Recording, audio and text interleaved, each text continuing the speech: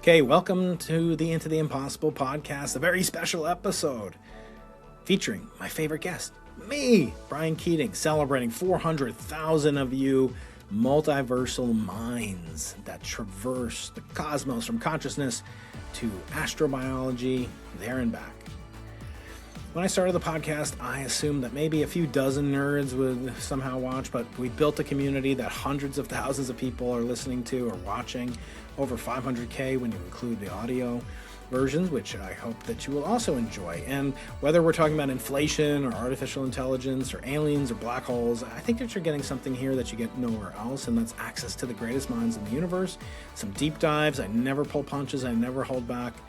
And I just love the fact that I get to do this all.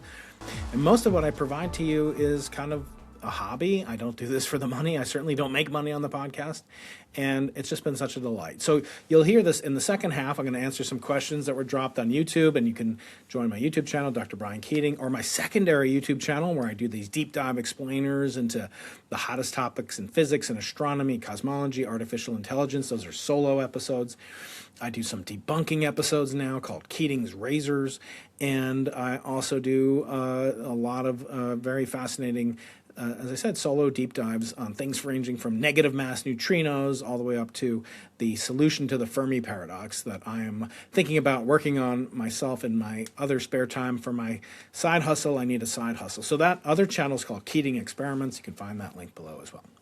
Okay, let's get on to some of the questions. So let's go. 400K, Austin Howell, thank you so much. I'm so glad you're part of the multiverse of minds. And then next question, number 2. Juan del Salgado asks, has time ticked at the same pace since the early universe? No. So this is subtle. In general relativity, time can depend on gravity. Gravity depends on matter, and matter in motion also can affect the space-time metric. So the universe is much hotter and denser than it was in the early universe than it was now. So an atom in the early universe wouldn't actually notice this because clocks tick locally in the same rate that they do for us in the locally low gravitational environment. Now, it is true, clocks do tick slightly slower for us nearer to the center of the Earth than for an astronaut orbiting on the International Space Station.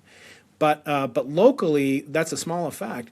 And so locally, Einstein realized, and part of his equivalence principle, that you could basically make a freely falling reference frame where anything would perceive the same space-time dynamics as if there were no gravity. So flat space-time is the local approximation, just like a flat Earth is a local approximation for any infinitesimal patch of a highly curved surface, whether it's positively curved or negatively curved, whether that curvature is coming, kind of built into the universe or from large gravitational fields or distortion. So an atom in the early universe wouldn't notice anything.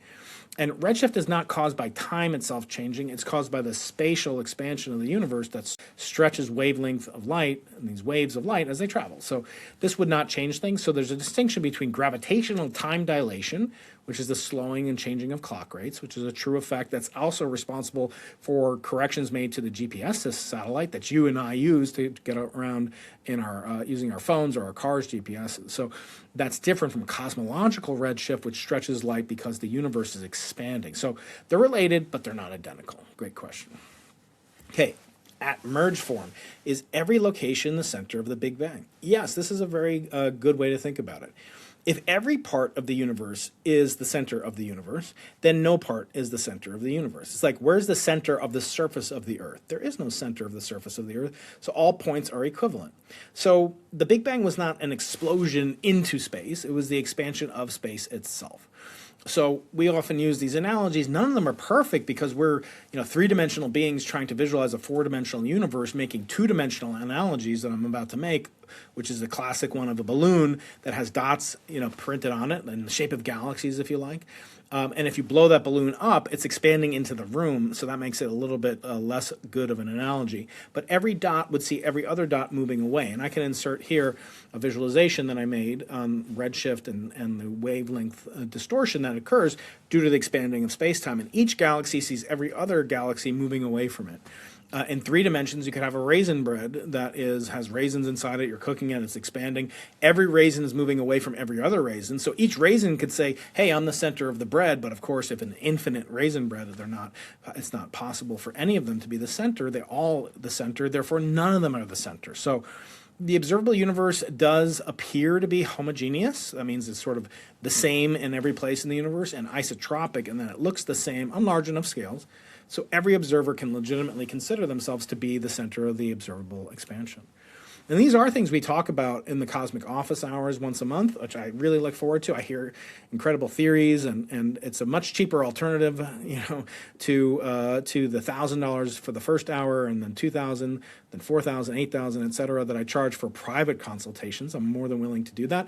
That money goes to a local food bank at UCSD's campus. It's a 501c3 charity. There's a couple of them here on campus that I will donate that money to, and we've had many people take me up on that level. But this is sort of the level of the conversation that we have on the public office hour, shall we say, or the group office hour that we hold every month. So do join if you're interested.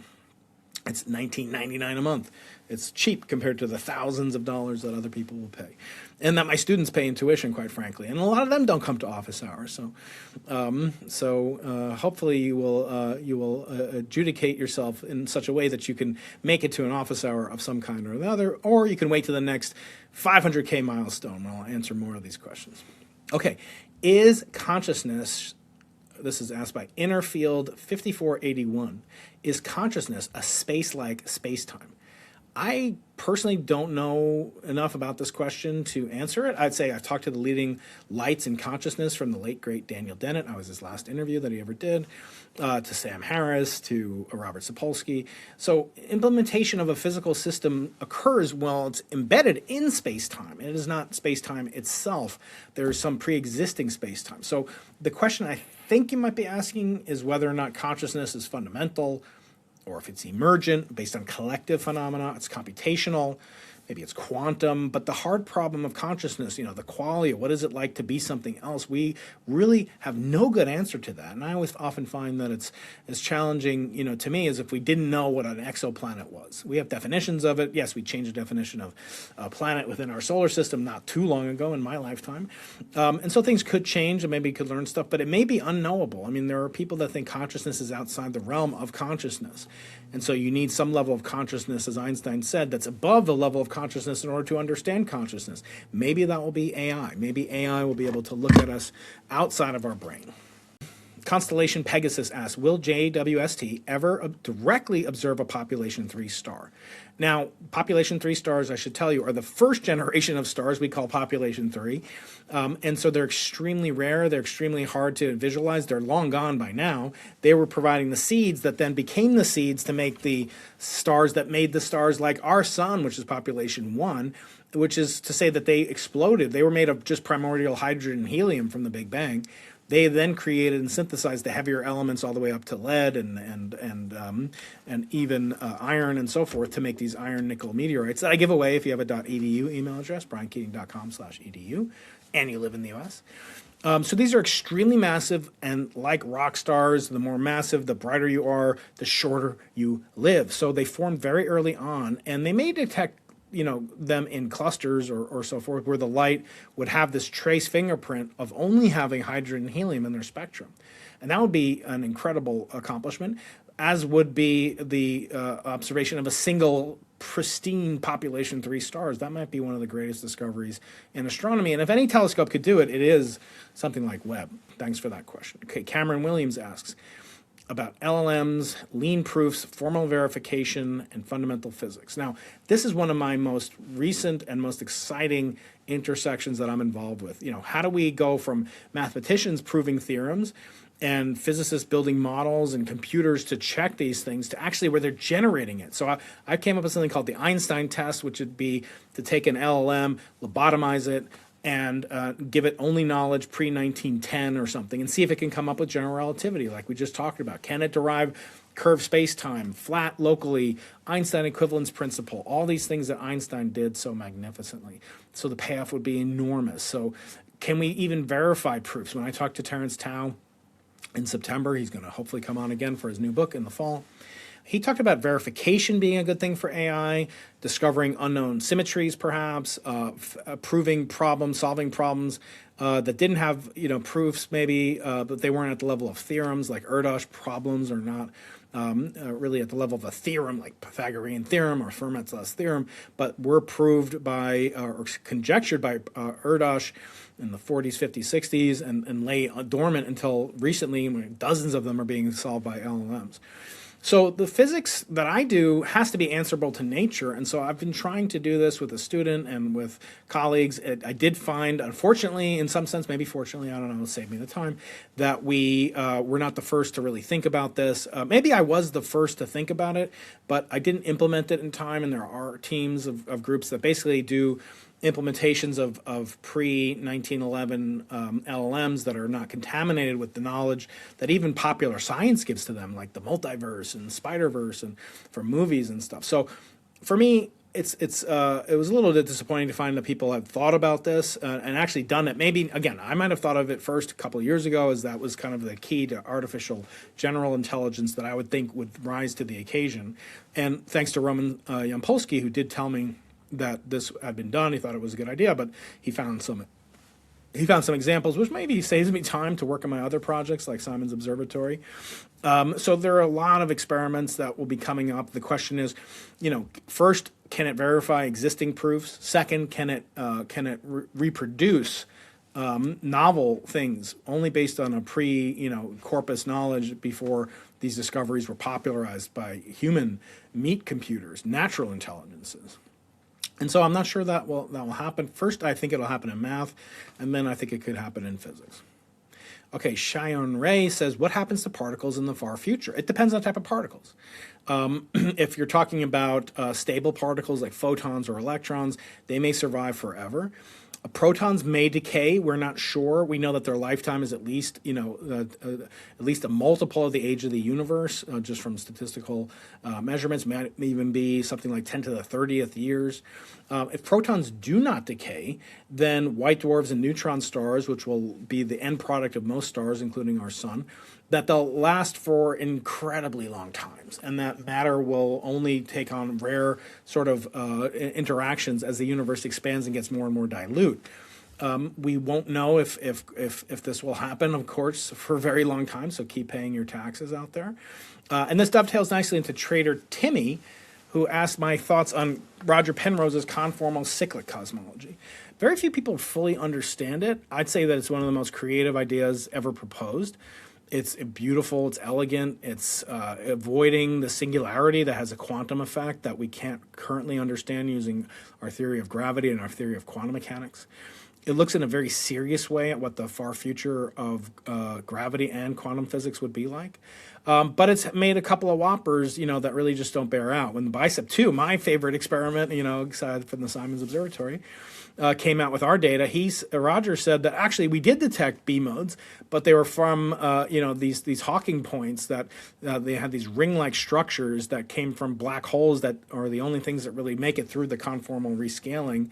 That's sort of like the new bang. It also requires the universe to lose information about different mass scales and transition the properties of things like the Higgs boson, which we really don't have any evidence for. So there's zero evidence for it. There is actually a counterfactual evidence for his claim that BICEP2's result came from these Hawking points, and that was that our data were contaminated with not cosmic dust, but with galactic dust. So it's been falsified. Now that's a virtue of the theory, is that it can be falsified. If we were to measure a B-mode background, that would be suggestive of inflation, not the conformal cyclic cosmology that avoids a singularity beginning.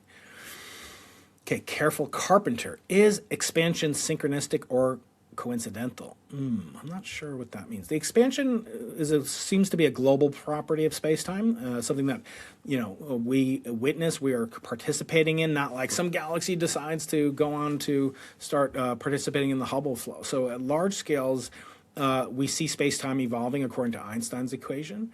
So it seems more synchronistic, and that it could be that I'm not understanding it unless you mean maybe coincidental. So Max Brooks asks, why doesn't the Big Bang expand backwards? Now, that could be true in sort of the Big Crunch axis. There are models where the universe will actually expand backwards, meaning a backwards expansion is a contraction.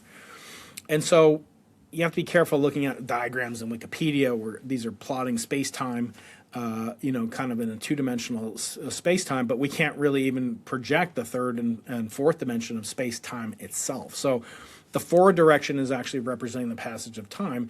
Now, if the universe does have this evolving dark energy, eventually it could effectively collapse. The pressure support for the universe would then become negative. The universe would collapse on itself. So it's not a physical direction, a reversal of the arrow of time, but it would effectively lead to a big bang in reverse. Mainly could be a big crunch or could be a bounce, which some cosmologists favor.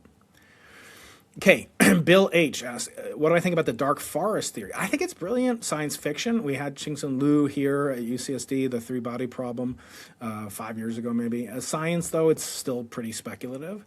The theory is that everybody's hiding and everyone's fearing from everybody else, and that first contact is known to represent annihilation. There's a lot of this in human history where, discovered, tribes, and all around the world were later set upon by great misfortune by the contact with a more technological life, not necessarily more intelligent life. I mean, it's interesting. They looked at, why didn't, Aborigines in Australia colonize Europe instead of the other way around? And they've actually looked, and actually certain things did happen. It had nothing to do with their genetics or inferior or superior, because when Europeans tried to colonize Greenland, they failed ultimately as well. So whereas the natives were able to persist there. So I think it's an interesting thing to think about, well, is it always bad? Does it always suggest superior intelligence? No, it doesn't necessarily. So we don't know if civilizations are aggressive inherently. We only have one example of life in the universe that's conscious and technological, and that's us. So they could be indifferent to us. It's a fascinating hypothesis, but it's not really a prediction. So, okay, Peter says, we want more real science and less Loeb and Weinstein. Okay, look, they're my friends. I'm going to talk to them. I have intellectual diversity. I talk to people that believe in intelligent design. I talk to militant atheists. Sam Harris, Lawrence Krauss, Richard Dawkins hosted me. I hosted him in Vancouver overnight a year or two ago. And I'll talk to people like Stephen Meyer, because I like the intellectual challenge of wrestling with ideas and seeing where they hold up and they comport with scientific evidence. Sometimes that'll be with Nobel laureates. Sometimes it'll be with people I strongly disagree with. I mean, Sam Harris basically won't come back on the show because he and I disagreed about the, kind of definition of slavery, and he has a very kind of limited capacity to argue, but it doesn't prevent him from having confidence in his position, even though he knows very little about what these actual prescriptions, parameters were for slavery. And I'm not defending slavery, God forbid, but I am saying that there was a very big difference between the slavery that was practiced there and the slavery in the Bible and the slavery in, say, Southern America. So anyway, I will talk to people that are religious Christians. I'll talk to militant atheists. I love to expose ideas to scrutiny and then evidence. I'm an experimentalist, not like Sean Carroll, not like Sam Harris, not like Lawrence Krauss or Brian Greene. I'm an experimentalist, or like Eric Weinstein. But sometimes I will have my friends on. Sorry, I have friends. I enjoy them, and I haven't had Eric on in over a year. He's less active than Avi Loeb, who's very active and does a lot of interesting things, and I find him a fascinating person. Next question, I guess, is a part 2 from Max Brooks, who asked, if conformal cyclic cosmology, Penrose's argument, is true, how old is the universe?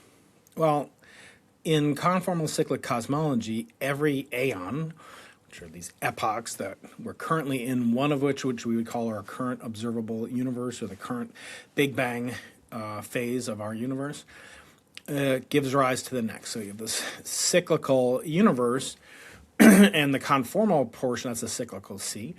The conformal is that angles are preserved and kind of, it's possible to preserve geometric effects. So there's rulers and compasses, and they adhere to the ordinary behavior. A triangle has 180 degrees. So if you have 3 black holes, which are the only things that really can go through each aeon subsequently, that each one of them in the triangle would have some angle, and locally that would be flat at 180 degrees between them. And whatever angle it is, doesn't matter if it's flat or not, would then transform into an identical triplet of black holes, which would also have the same properties on the other side of the next aeon.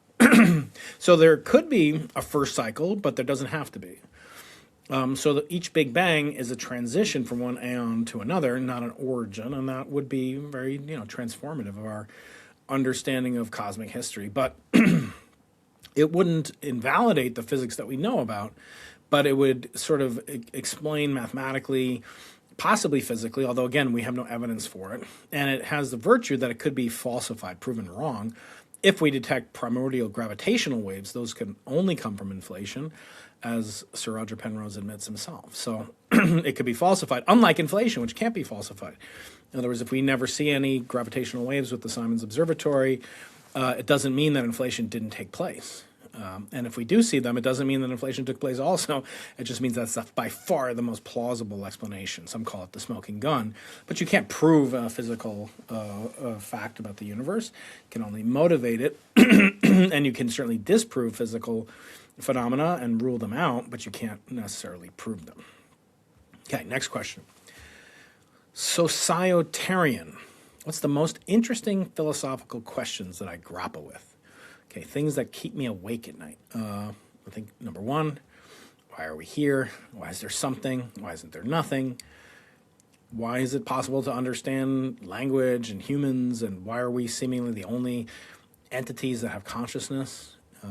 What is consciousness? We don't know. Are we alone? What's the nature of the beginning of time? Did time have a beginning? Is the universe eternal? Sort of, people think there's one Big Bang, but there's actually many Big Bangs. Not that there's many Big Bang theories or that we mean something different when we talk about the Big Bang theory versus some other cosmological model. We talk about Big Bang nucleosynthesis, the origin of matter.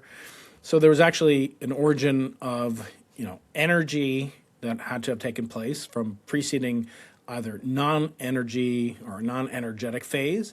In other words, truly ex nihilo means there wasn't even energy. Right now our cosmology breaks down. We have physical evidence in the form of, water or the hydrogen ratio of deuterium to protium in the ordinary water that we have in the universe that has to be primordial. It's very close to the primordial ratio and their abundances. And that tells us that the universe had to be a fusion reactor at extremely early times. And in fact, it's the only epoch at which it's the only evidence we have from the radiation-dominated epoch. We live in the cosmological constant-dominated epoch or dark energy epoch. Before that, when life formed on Earth, the Earth formed during the matter-dominated epoch, 4 billion years ago. And before that, the universe has been mostly matter-dominated. But the different Big Bangs could be the origin of energy, and then from energy to massive matter, then from massive matter to inert, chemistry, and then from inert chemistry to organic chemistry to primordial life, from primordial life to consciousness, from consciousness, all these things came from something that wasn't conscious became conscious. Something that wasn't living turned into something that was living. Something that wasn't energy turned into energy. Something that wasn't matter turned into matter. These are all different types of Big Bangs, ex nihilo or from nothing type creation events. And those to me are the most interesting philosophical questions that we could ever hope to answer. But as I often say, Mother Nature is this infinite army of overwhelming power and force. And the only benefit we have, perhaps, the only hope we have against Mother Nature is that she's always in retreat. So you can never win science, you can never defeat science. Wheeler said as the island of knowledge increases, the boundary of ignorance increases too, but the ratio increases as a radius goes, so you actually take on more knowledge versus more boundary or more ignorance. Okay. Thomas Sousa, guest I've never had on or I've tried to get on and have declined. I really haven't had too many that I've really wanted to talk to but couldn't. The only one that I wanted to talk to and plausibly could talk to a few years back was Andrea Ghez, who won the Nobel Prize. She works at UCLA. It's part of the UC system. She came to give a colloquium here. I tried to interview her. I helped her, try to get in touch with the Simons Foundation once upon a time before she won the Nobel Prize. And I thought that would curry some favor. But I think she's tired, and she thinks I'm going to ask her, what advice do you have for my daughter? And but I've never asked that. I've had on two female Nobel Prize winners, Katalin Kariko, and also I've had on Donna Strickland. And these are, you can go back and look at the interviews, and at no point did I dwell on being a female or not. And I just want to talk about science with her. So she's probably the only one.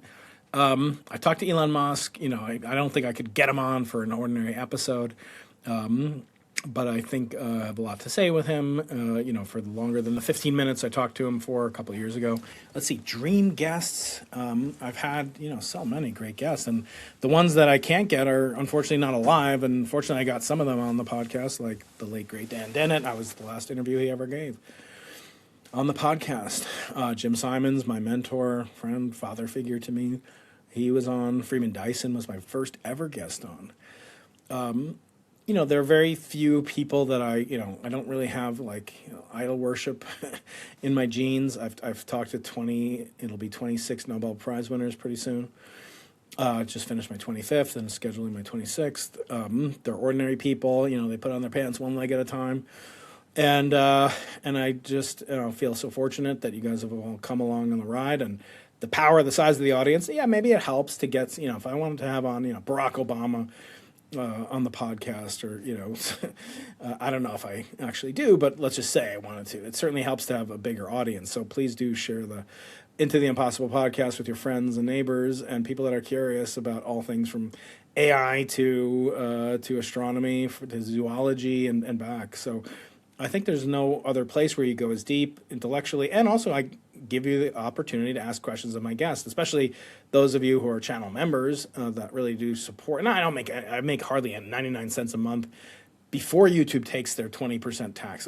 70 cents a month. I'm not putting food on the table, but it does send me a powerful signal that people are willing to pay. And it's you value something more that you pay for. Now you pay attention, all of you, and I have a huge cohort of people that are ride or die and listen to the entirety of every single episode. I just love that. And I'll continue to make content for everybody. And but the bigger the audience certainly will help get more folks on the podcast. So I'd say, maybe the few people I, would still want to talk to that I haven't had a chance to and don't really know how to get in touch with them, although they seem to do a lot of podcasts with people that have bigger audiences. I don't think that do a better job necessarily than I do, especially in the technical realm. Jeffrey Hinton, Demis Hassabis, just, again, the Nobel Prize, but also that I've thought about things that I know Demis is very, taken with as well, like the Einstein test, which is, can an AI trained only on information, only accessible to information before 1911, come up with GR or, quantum mechanics? And tried to implement that. I was scooped by, as I said earlier, another set of researchers. Although they didn't apply the test as I want to do and extend it. I'm not going to say what my application is because there's still some hope that I can publish a novel paper about AI intelligence and artificial general intelligence, really, which is what interests me the most. Jensen Huang, I think, is an interesting guy. I'd like to ask him about lock-in and whether or not GPUs and LLMs really, represent the limit of what's possible. Yes, they're universal Turing machines, and they can do anything that we could hope to. And Roman Yampolsky told me that they're uncontrollable and unpredictable, and there's no hope for us, and we should have paused 10 years ago. I want to get his take on that. And what are the physical limits to growth? We live on an actual planet. I'm an actual astrophysicist. Dwarkesh Patel and Lex Friedman are not, and I'd love to talk to them from the physics perspective. Other people out there. Certainly, there's a lot. I have an episode with Sean Ryan coming out. That was quite good. I don't really have this desire to go back on shows. I've been on, pretty much every one of the big podcasts. I do like it when the host is as well-read as I try to be. I've read every single book, and the books behind me are just like the square root of the number of books I have in my library. I read every single author's book. And it is hard when when a guest doesn't have a book, when an author doesn't have a book. It's actually easier to interview people that have books. So, Terry Tao will be a much better interview the second time, I think, when I get to it. So I hope to go up to UCLA again and sit down with him and interview him again. Other than that, they're not like some, white whales that I really want to get to and I haven't had a chance to get to. I love when, people that have big ideas come out with great books. I'm trying to do more in-person interviews than Riverside interviews, just because I think the vibes are much more highly curated and it's just allows for deeper interpersonal, gestures to be perceived. And it's just a much more intimate. And for me, it's more fun and the guests are more vulnerable and we get a lot more real-time feedback, and I just, like the energy of being in person. I'm a people person. What can I say? Okay, let's go next. Chris McMullen. Has physics become too expensive? Yeah, absolutely. That's a byproduct of the low-hanging fruit being picked. The first, cyclotron ever invented was this big. It was 20 centimeter circumference, and now, CERN is 10,000 times bigger. So there's no denying it has gotten incredibly expensive and much bigger. And the big science is important. It gives us, LIGO, the James Webb Space Telescope, the Simons Observatories, one of the most expensive, if not the most expensive, privately funded, predominantly private funded. You get UC San Diego and Penn and Princeton and Chicago and Berkeley and all of our partner institutions, Japan and the UK. Put in tremendous resources, but 80, 90 million, 100 million plus has come from the Simons Foundation, not from the National Science Foundation.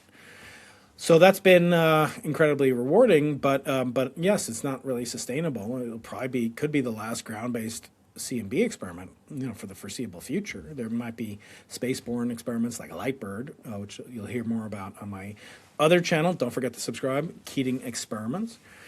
So a lot of it comes down to bureaucracy. It's hard to get these things through. They take forever, panels and get reviewed, and then they have budgets that they go through, and then they have to get launched or they have to get built. And we have 450 people in the Simons Observatory. And, we started out with 40, 50, 10 institutions. Now we've got 50, and we're literally all around the world. So I think those, kind of big experiments have a place. I think small experiments have a place. I'm building a small experiment for my optical astronomy pursuits to look for the violation of Einstein's, bedrock was called Lorentz invariance, that the speed of light, for example, doesn't depend on color. That's a very cheap experiment. It's a 20-inch telescope that we had here in UCSD and put in an observatory, and we have some, high-speed detectors and sensitive detectors on it and filters, and we hope to do some interesting polarimetry with it, which is another unexplored area. Very simple sources: supernovae, novae, and what are called eclipsing binary stars. And if we can do that, it's low risk, high reward. My philosophy, and I tell this to my students as well, always try to do something high risk and low risk at the same time, so that you'll have high reward and you'll have guaranteed reward. In other words, if you're successful in the high risk, like the Simons Observatory is a perfect example. We're trying to measure inflationary-generated primordial gravitational wave-generated B modes, which, if true, herald the inflationary epoch's existence. And the inflationary epoch's existence heralds the existence of the multiverse to most people, including Guth and Linde I've had on. I should have said Guth would be a great person that I haven't had on. He and I are co-authors. We had co-advised a former postdoc, and, he gets my emails, but he hasn't replied to them. So I have tried to get him on. It's hard to get him on than the 27 Nobel Prizes soon that I've had, winners that I've had on. So the Simons Observatory will detect potentially inflation, and according to him and Linde, who I have had on, that would herald the multiverse. So we'd no longer be living in a universe. According to them, we'd have overwhelming circumstantial evidence that we live in a multiverse. So what could be a bigger, kind of gambit than that? However, we can also detect things like the presence of dark matter, gravitational lensing, the presence of neutrinos, the only form of dark matter that we know to exist, to detect the cosmic neutrino background and make limits and measurements of it. That's a guaranteed measure. We're going to do that. We're going to measure the masses of neutrinos with terrestrial experiments, and like the Juno experiment in China and other ones, giving information as well. This will be a huge thing. We'll determine the number of relativistic species.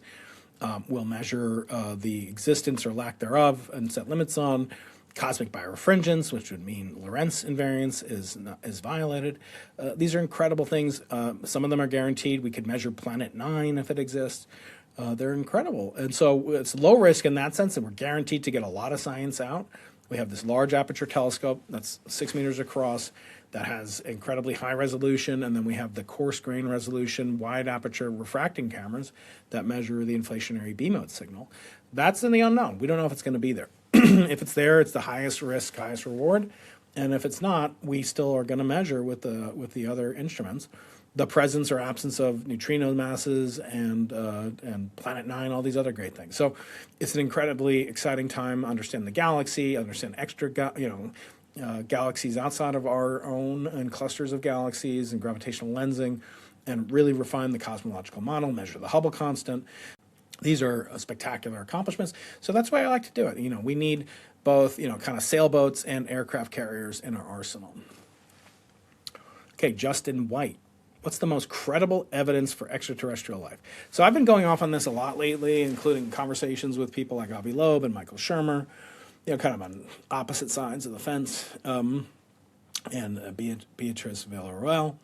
And, there really isn't evidence right now. I mean, there's data that we collect that is suggestive, but it's by no means, probative. And so there was a survey done in Nature Astronomy by Vickers et al.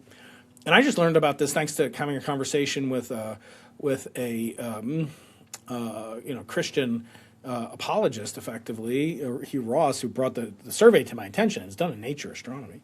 It's not like Discovery Institute did the survey, and in it they described that something like 88% of astronomers or astrobiologists surveyed believe that there is the existence of extraterrestrial life.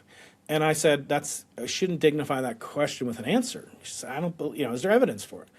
So there is, in fact, maybe slight evidence against life in the universe being, abundant. And the large numbers hypothesis is a hell of a drug. People think, there's 10 to the 24th planets. Let's just say Adam Frank, Professor Adam Frank, who I've had on, is right. And yeah, they've been on multiple, planets around multiple stars, and multiple galaxies and multiple clusters of galaxies going back multiple billions of years.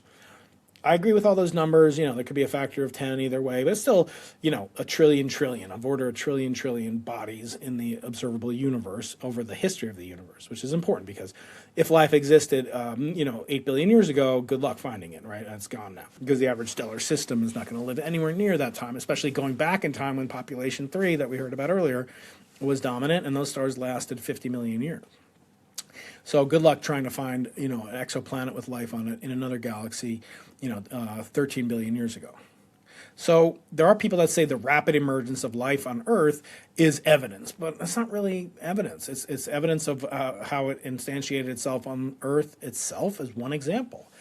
Organic chemistry, we find organic chemistry throughout the universe. We find all sorts of elements, and we find all sorts of combinations, and carbon is a very abundant element in the universe, in our galaxy, and so on. So to say that it's there, it's almost, as Hugh Ross tries to use it as an example of fine-tuning, that actually there could be life everywhere in the universe, but we only find life on Earth, therefore God wanted it to be so. So I think you get into this delicate balance. If you're saying that life is so abundant, no, I don't believe that's a valid argument either. I use my canonical example of being in Antarctica twice in my life at the South Pole, which is 1/7 of the Earth's continents, right? But it doesn't have 1/7 of the Earth's mass, or 1/7 of the Earth's population. It has almost zero population. Right now, in the middle of winter, it has almost zero, about maybe 200 people on the entire continent, and the other 8.3 billion are elsewhere, right? Including people that are living, under the ocean, and there's a couple people living in space, right? So there's, not more than 1 or 2 orders of magnitude more people living in Antarctica than living on the space station. But and there's an awful lot of space in the universe. Do we expect to find life on other, floating around in space in just random locations? So the amount of space in the universe is a fallacious argument. It's an example of the large numbers hypothesis. So I don't believe that. And I don't think you should say belief. I say, do we have evidence? And the last thing which I've used, and I have yet to hear a cogent, reply or falsification of my hypothesis, is that Earth and Mars shared a common history when Mars had liquid water running on it, and we were exchanging meteorites, like these meteorites that you'll get if you go to briankeating.com/edu and you have a .edu email address, or if you go to briankeating.com/YT and you don't have one, I do give them away. You have to live in the U.S. because the post service won't mail these things outside of the U.S., at least not for like $50. I'm sorry, I cannot afford that. But I will send them to you no matter what if you have a us.edu email address. So the fact that the Earth, Mars, Moon, all these celestial bodies, but in particular Mars, which has running water, is in the habitable zone, and has all sorts of the requirements that's believed to be supportive of life, including carbon dioxide, in this atmosphere. So the fact that we don't see life on Mars or any evidence of life on Mars, that's not proof. Again, we can't look everywhere. We've only scratched less than the barest, a few centimeters of its surface throughout a couple of landing spots, and so that's not proof. But there's certainly not megacities there. and dolphins swimming around with iPhones. So the fact that we could have had life and that we could have been seeded by the cosmos using panspermic logic, the fact that Mars wasn't seeded, and that we are we're like a stockroom that's sending life to these other planets. I mean, there are going to be fossils found on Mars someday, probably. It's not out of the realm of possibility, not from fossilized life that used to live on Mars, but from fossils that lived on Earth that got blasted in meteorite impacts to Mars and to the moon. Now, maybe there'll be we won't find them, but it's not physically impossible. Therefore, it has some actual probability. And certainly, I wouldn't say there's no possibility of life throughout the universe. I would just say that the evidence for intelligent life or sophisticated, advanced life is very, very scant, if not zero. And so multiplying 0 by 10 to the 24th still gives you 0. And that's the large numbers, gambler's hypothesis fallacy. So I've seen evidence that, we're going to hear about things that have life, like signatures, biosignatures. We've heard that many, many times. I'm not talking about disclosure. I'm talking about like phosphine on Venus and other extremophiles. The existence of life on Earth, for now remains our only documented evidence for life in the universe. That doesn't mean there couldn't be life elsewhere in the universe. We do seed, as I said, other planets. We have biological organisms that can survive the harshness of space. And as you go up the sophistication ladder to, bipedal human-like objects, I think that's, gets even less plausible. But again, I will never say impossible. After all, the name of the podcast is Into the Impossible. Okay. Next question. Screwdriver turning. Am I the experimental version of the Witten family cover-up? Now, I've studied string theory a little bit, enough to make fun of it and poke fun at it and say things like there's more evidence for intelligent design, having falsifiable hypotheses than string theory. Very, very, very firmly tongue planted in cheek. But I don't know what the cover-up. I know that Louis Witten, was involved in gravity research, and that he hosted this conference in the 50s at Chapel Hill. But there are a lot of kind of conspiracies that are spread about the Witten family and anti-gravity, and there's memos from Australia in 1971, I'm told, that talk about these things. But there's nothing documented. There's no transactions or the government. There's a check and it's written to John Wheeler, and then they're making anti-gravity propulsion systems that allow for TARDIS-like aircraft or spacecraft to fly and be bigger on the inside than they are outside. Interdimensional beings and things like that. There's no evidence for any of that, as far as I know. Now, one cool thing is that UNC Chapel Hill is also the academic home of Warren Robinett. Now, Warren Robinett, who the heck is that? So he developed this Atari game that I used to play in the 1980s on my Atari 2600. Called Adventure. And Adventure was crafted by him. And it was, you're going around this kingdom and you're fighting dragons and you have a sword. But there was also this magical room that you could go to with a tiny pixel, a single pixel that you'd carry around. And it's considered the first Easter egg. And if you brought this thing and you went to the secret chamber that my cousin David taught me about, you could go and then drop it off and you'd get this magical screen that would talk about how Warren Robinett was this like kind of master simulator in the simulation hypothesis. So he was there. UNC Chapel Hill. Is that a coincidence or not? Kind of the first evidence for the simulation hypothesis validity came from the very place where the UNC Chapel Hill gravimetrics conference was held in the 50s. So what's the biggest lesson that I take from 400,000 video subscribers, probably another 100,000 plus on audio alone? It's not that, I've learned something, which I have, about UFOs or cosmology or Nobel Prizes or AI or life or consciousness. Is that the curiosity of the human mind is unmatched and unbeaten. There's nothing like it. There's nothing like these 3-pound supercomputers that we carry on our heads to think of things. We are universal explainers, according to my friend David Deutsch, right? So these are incredible times to be alive. The innovations of AI are both threatening, terrifying, and extremely exhilarating to me.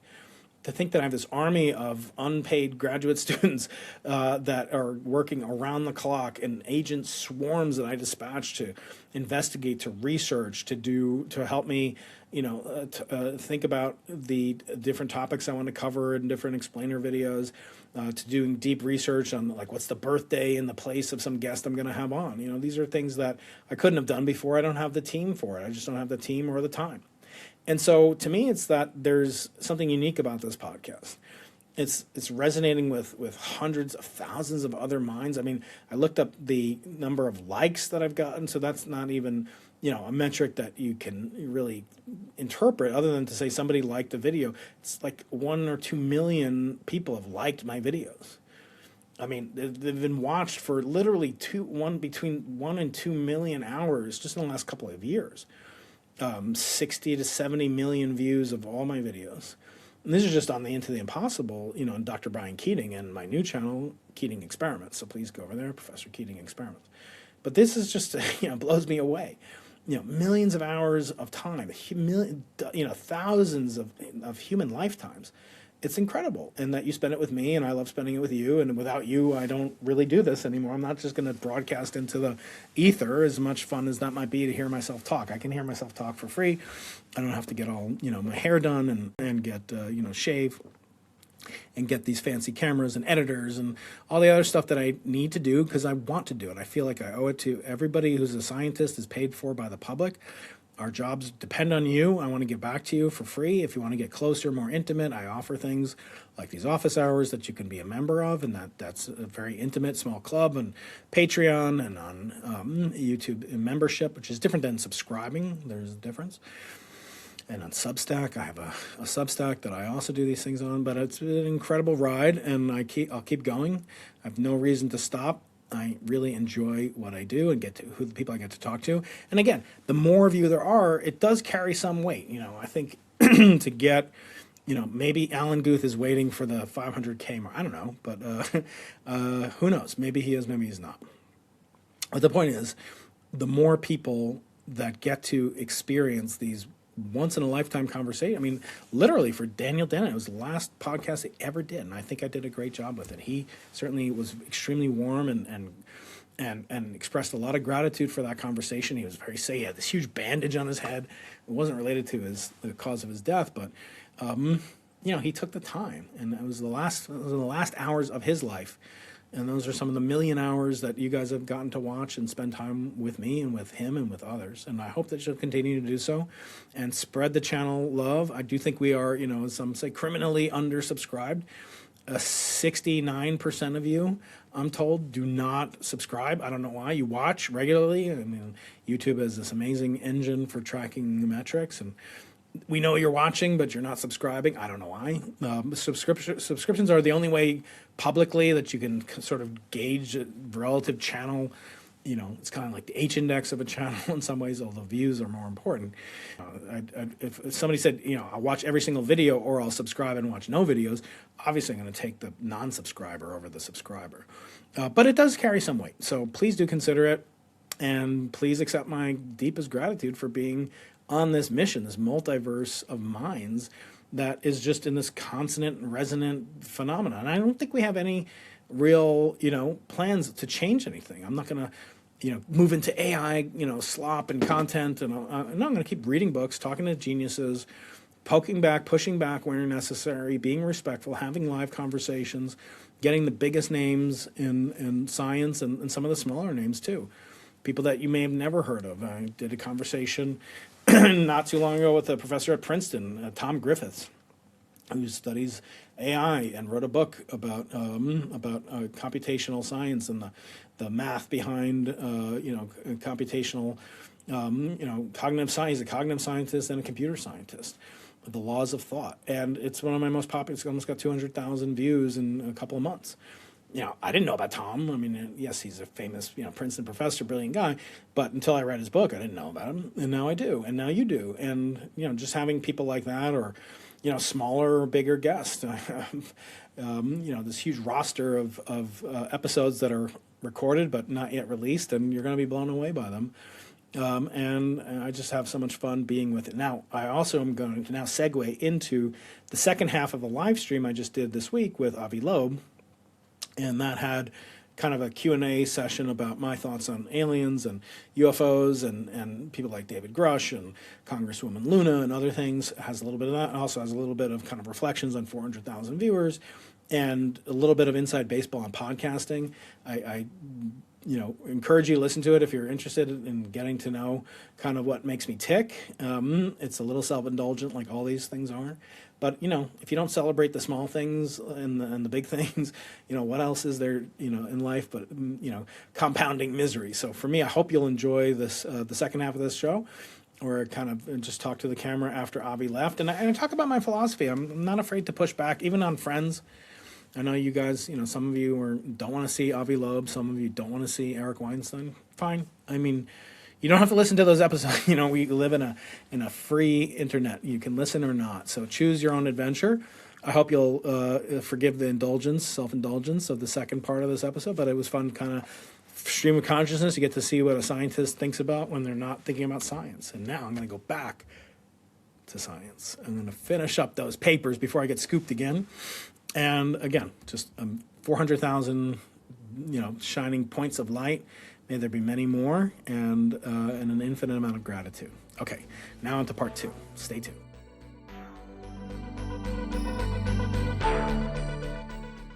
All right. Well, you heard the inimitable Avi Loeb, and he's always such a fascinating guest to have on. I've had him on many times. But I want to talk to you now because he's left the building. He's dropped his briefcase. He's no longer here. But I have a lot of thoughts. I have a lot of feels from this interview that I just did, thinking about the preparation I did for it, involving multiple guests that are coming up this week, including Beatrice Villarreal, who's coming on Wednesday, Michael Shermer, who's coming on Thursday, all involved in some form or another what Avi's doing.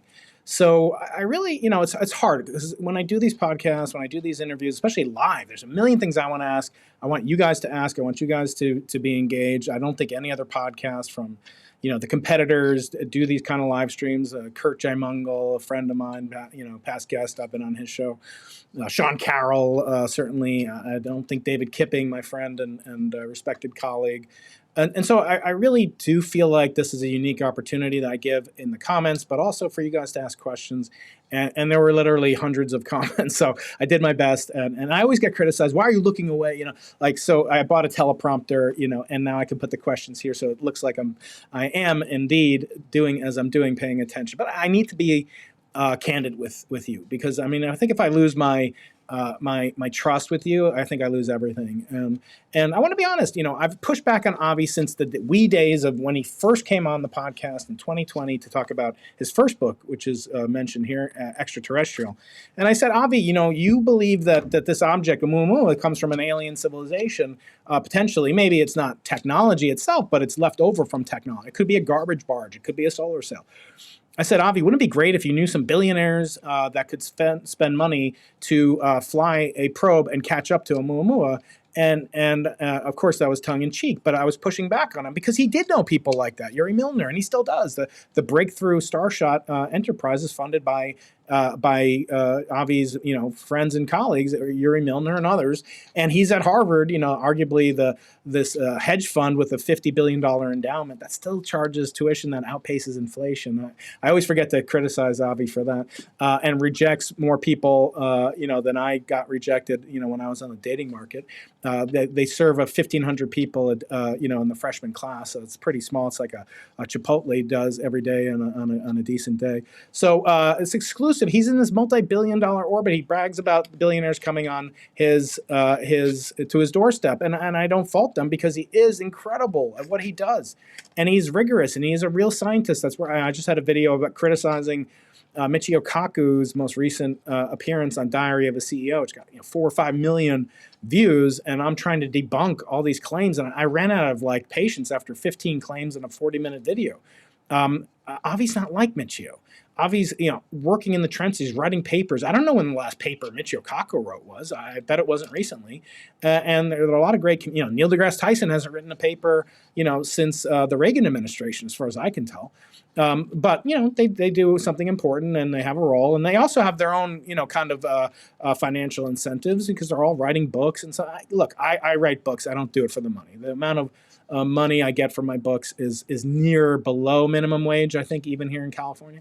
So believe me, I'm not doing it for the money. Maybe these other folks are. Maybe Avi is. I don't know. Maybe David Grush is. Who knows? I'm not even speculating. They're involved in movies. That's never interested me whatsoever. I'm interested in finding out information while I still can, while I still have influence and ability to influence young minds and get into the passion of science. I wouldn't become a public university professor if I was really interested in the money. Okay, so let's put that to rest. But I told Avi back then when Oumuamua was in the news, it's not that far outside of our solar system. It's your last chance to catch up to it. And he said, well, there'll be many more coming through. Now, there's been 2 more that have come through. And one of them was known to be a comet, Borisov. And the third one now seems very likely, even according to its greatest champion, Avi Loeb, to be also more likely to be extraterrestrial, natural material than extraterrestrial technological material. As he just said, he lowered the confidence on his coined Loeb scale. I wouldn't have called it the Loeb scale, although I do have the Keating medal. I do give the Keating medal to people that came in. And just recently, I gave my first Keating medal for impossible imagination to a man who won the Nobel Prize. So we're kind of squaring off which one is bigger. And my Keating medal is bigger than the Nobel Prize. Anyway, you'll see that interview soon. But here's where I land. Avi is doing the most rigorous version I think that you could do. He wants the instruments. He doesn't want the fields. He doesn't want the testimony, the interdimensional beings. I think Luna is really, really doing something that I think is self-destructive for her cause. She's criticized Kirkpatrick. Again, I had him on. I know most of you hate Kirkpatrick. I think that's nonsense. Don't you want to see me ask these people questions? I didn't let him get away with stuff either. I'm going to push these people and I'm going to ask questions because this is the most important thing I think that humanity may ever discover, including what I do, which I think is pretty damn important. Studying galaxies, studying the cosmos, studying the Big Bang, dark matter, dark energy, Lorentz invariance, all these things. These are incredibly important things. But if we found extraterrestrial, intelligent, sentient plasmoids and interdimensional beings, come on, that would be, I'd stop doing what I'm doing and join up with Avi. But so why haven't I done that? Because I haven't seen the sensors. I haven't seen the instruments. I haven't seen the data. I've talked to the people that have talked to the people, and that includes people like Ryan Graves, who have claimed to witness things, to talk to people that he hasn't claimed to talk to the people. He's talked to people. They work in a squadron, but he as often claimed that he saw these things directly, but he said candidly on my interview with him, maybe things have changed, but that he didn't witness it, but his colleagues and squadron mates did. And that was fine. Because you can report on it. Grush is doing the same thing. He hasn't seen these things. He's saying that people that he knows have seen these things. Okay, so where does this sit in the evidentiary scale of science? It's very low, right? It's very low. Whereas data, hard evidence, people joke about, well, you believe in dark matter. Yeah, I believe in dark matter because we've already detected dark matter. We've captured dark matter. We interact with dark matter. We know how to build sensors that do it, and we know how to measure it throughout cosmic history. They're called neutrinos. Okay, so people say, oh, dark matter, you're just an idiot, you're a fantasy, you believe things too. No, I don't believe in it. We have evidence for dark matter. Neutrinos fit every definition of dark matter. They're massive, they interact weakly. It just happens to be not enough of them to make the universe flat and curve in terms of its curvature. And so there must be other non-neutrino forms of dark matter, but neutrinos make up every bit of dark matter that any theorist would ever want. They just don't make up enough to do. Well, that's like saying, well, hydrogen, only makes up 74% of the universe's baryonic mass density. So does that mean that baryons don't exist? It's a stupid argument. Okay, so we've detected dark matter. We have evidence for dark matter. Now we haven't detected dark energy in the same way we've detected dark matter because we don't have ability to bottle it up. But when we hear these things, this is what drives me crazy.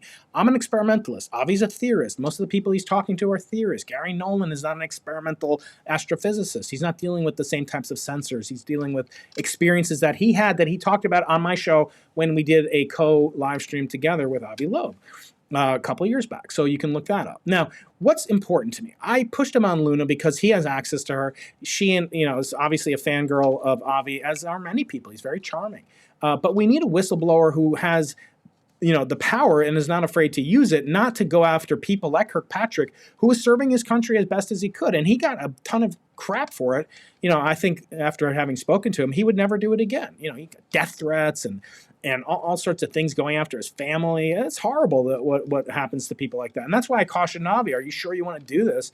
Because it's inevitable you're going to piss people off, and you're going to go up against the Pentagon that has PSYOP information, disinformation, malinformation campaigns against everybody. That you think that we don't spy on the Chinese or the Israelis, or we spy on everybody. And thank God, for that, as Jack Nicholson said, you want me on that wall, you need me on that wall. Now, I don't like the fact that my relatives were tortured. I feel like that's bad, but they're not babies. They're some of the strongest men, women that I know, and they do things for volunteer. They didn't get recruited with a bag over their head and get waterboarded, for grins and giggles. That wasn't what happened. No, that was part of their search, evade, and rescue training that they had in the military, and thank God that they did.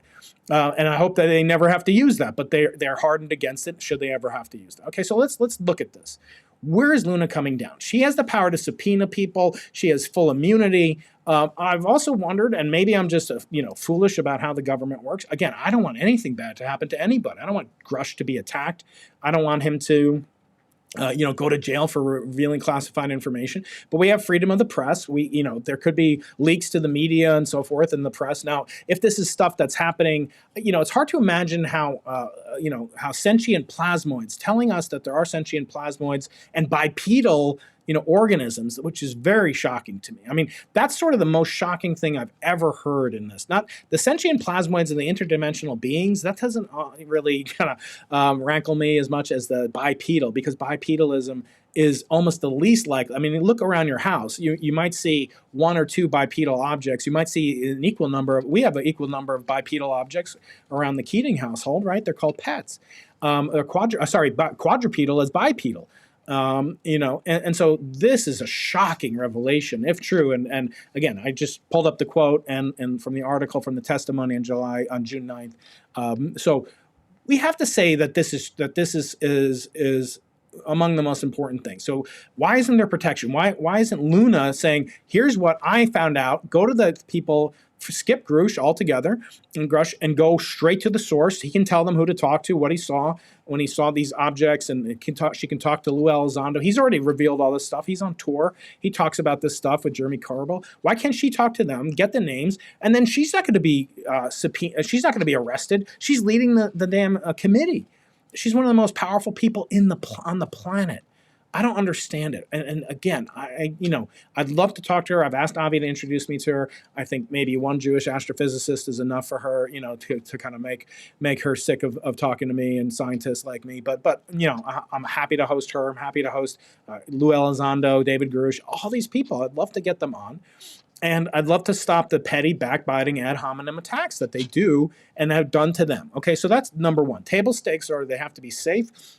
They have to have immunity, but I don't buy this whole thing that they have to get, some whistleblower law. We already have whistleblower laws passed. And again, David doesn't have to be the one. David can hand off the information to Burchett and Burkhardt or whatever, and to Luna, and he can be safe, and he can know that he doesn't even have to hand them off. They know who the sources are, and they know where the facilities are. They can go into the skiffs themselves, and they can find out the information. The other thing I pushed Avi on, as you notice, is on his criticism of Beatrice Villarreal. Now, I have my problems with Beatrice that we'll talk about on Wednesday. Of course, cordially, I have great respect for her. She's an incredible intellect, and she has so much passion, charisma. She also gets a ton of hate. I hate the fact that she gets threats and hatred and people attacking, ad hominem attacks, imputing her character as a scientist. I think it's total. But everything scientific that she says is fair game. I'm going to ask her. Avi said this about the solar coronal mass ejections on my show on Monday morning. And what do you have to say about that? You have to explain that in order to at least have a comprehensive explanation. You claim that these defects. Now, I'm an observational astronomer. I know all about these plates. I have some of these plates from Palomar that Beatrice is analyzing. Not the ones that show glints and and alleged, according to her and others, evidence of extraterrestrial, I mean, off of the Earth technology that reflects sunlight prior to the Sputnik program. So in other words, prior to low Earth orbit satellites. Now, we don't know for sure what was up there, right? I mean, there's always that. It could be, as Avi said, it could have been Chinese or Russian. I kind of doubt that, because the Chinese and Russians stole a lot of information about our nuclear program and our space program from the U.S. Not the Soviets didn't steal as much about the space program. They stole a lot more from the nuclear program, as you all know, from Fuchs and other people. And then they ended up building the hydrogen and the fusion devices shortly thereafter, getting the spy information from spies on the U.S. So two scientists are going to come to different conclusions. That's fine. But we have to hold them both to the same standard. That's what I'm going to do. And I'm going to get you to decide. I'm going to present the evidence. There's another thing that I want to challenge, Beatrice about, which is that her contention that there were scientists killed in these, massive string of deaths allegedly, which is not actually the case. That's massive or aberrant or somehow unusual, suicides, homicides, potential accidents and so forth, and then accusing, or suggesting, alleging, as she did on Twitter, that some of them were killed because they had special information or access to the type of science that she does with these glints, orbs, photometry, and these specular reflections. And I want to talk to her about one scientist in particular who died where I do my work in the Atacama Desert, where I've been half a dozen times, I can't even remember. But this is a really important thing for us to discuss. And that's why I'm going to push these people. And I'm going to push Michael Shermer. I'm going to talk to Michael Shermer this coming week. I know a lot of you don't find him to be your favorite flavor of correspondence. But you saw Avi has integrity. Avi put him specifically on the White House counsel, authorized counsel that he's in charge of, because he wanted someone, not just a skeptic. I mean, Michael's not just like, oh, you're just, he's just speculating. He's trying to be, Debbie Downer, Cassandra wannabe, pessimists, get to be right, but optimists get to be rich.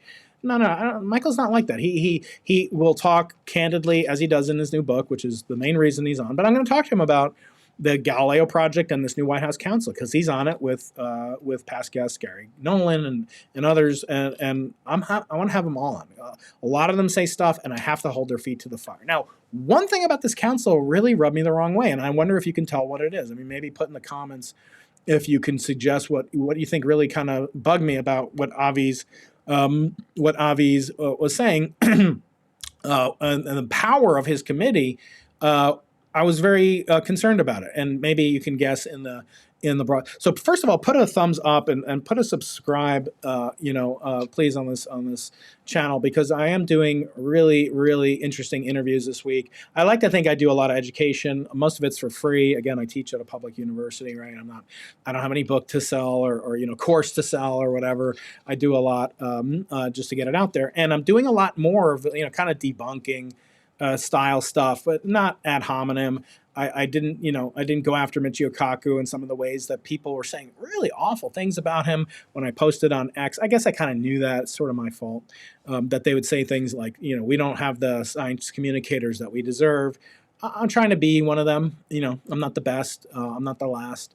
But I'm doing my best, and I'm doing it all. Like I said, you're watching YouTube for free, right? You watch some ads maybe, maybe not. If you have YouTube Premium, I don't get a penny from that. But tell me, what do you think was the most concerning thing?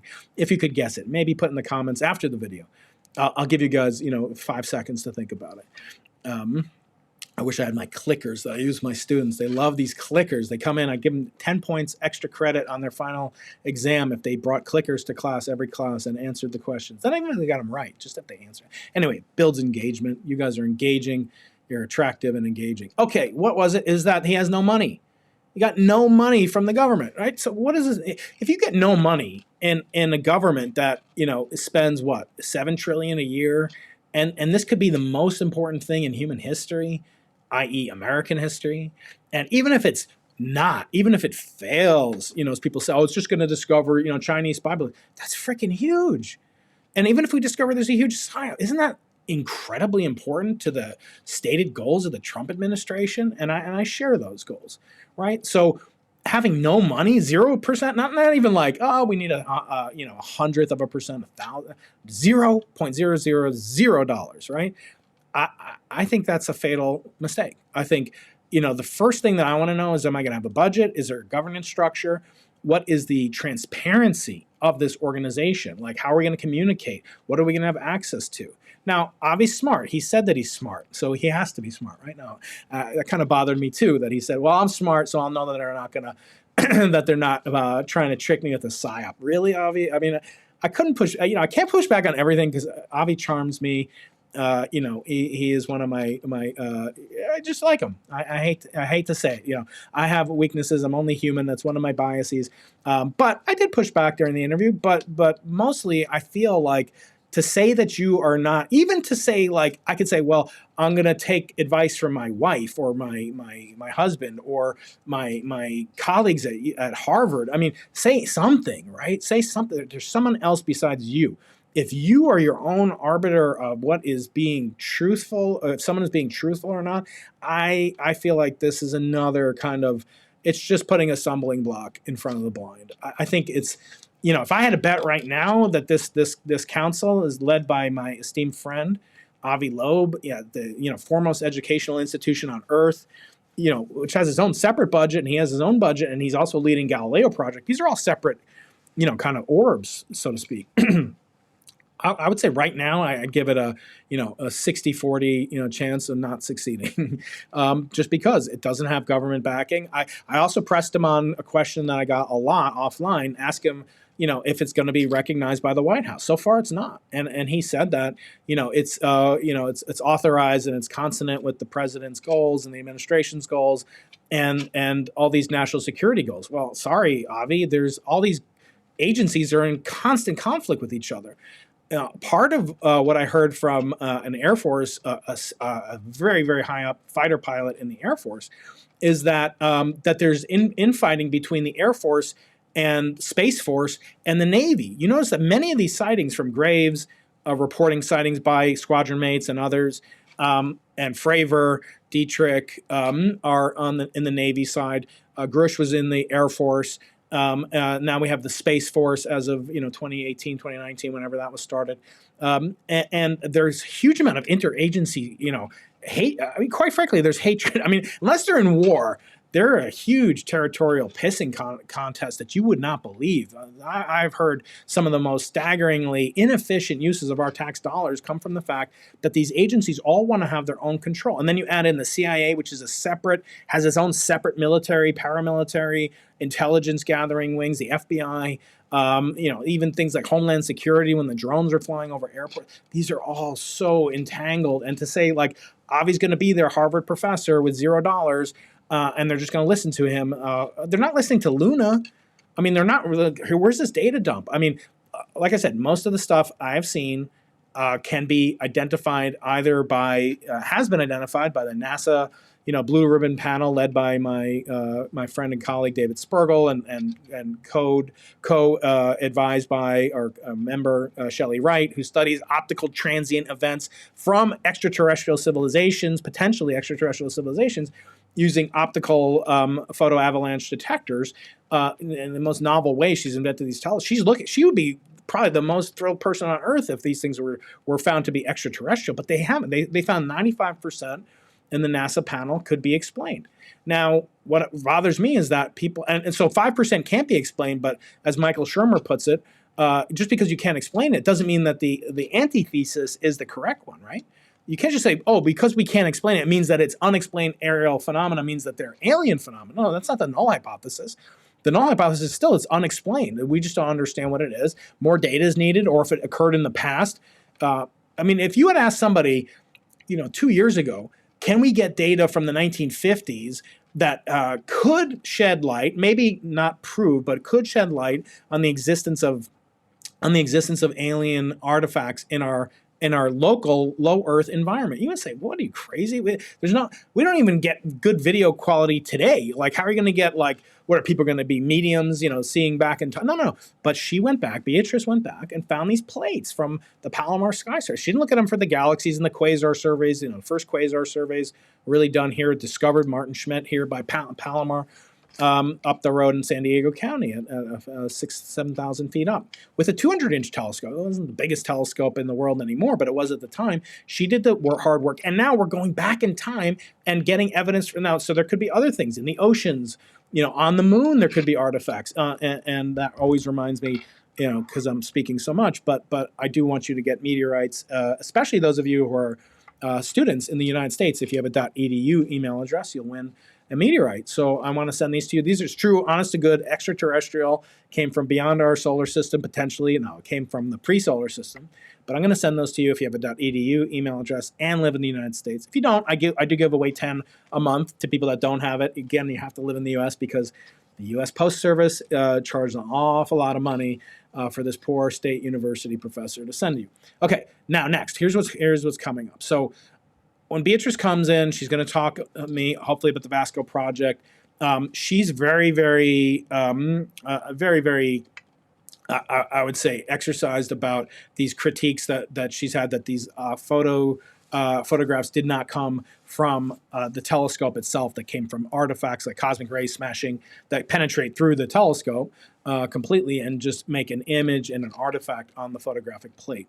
No, she says they went through the optics, and that can be proven. So then we have to press her on this issue of solar activity and coronal mass ejections. These are completely things opposite, conclusions. Now, I want to understand what questions you want me to sort of ask her about things like disclosure day, about maybe confirmation bias.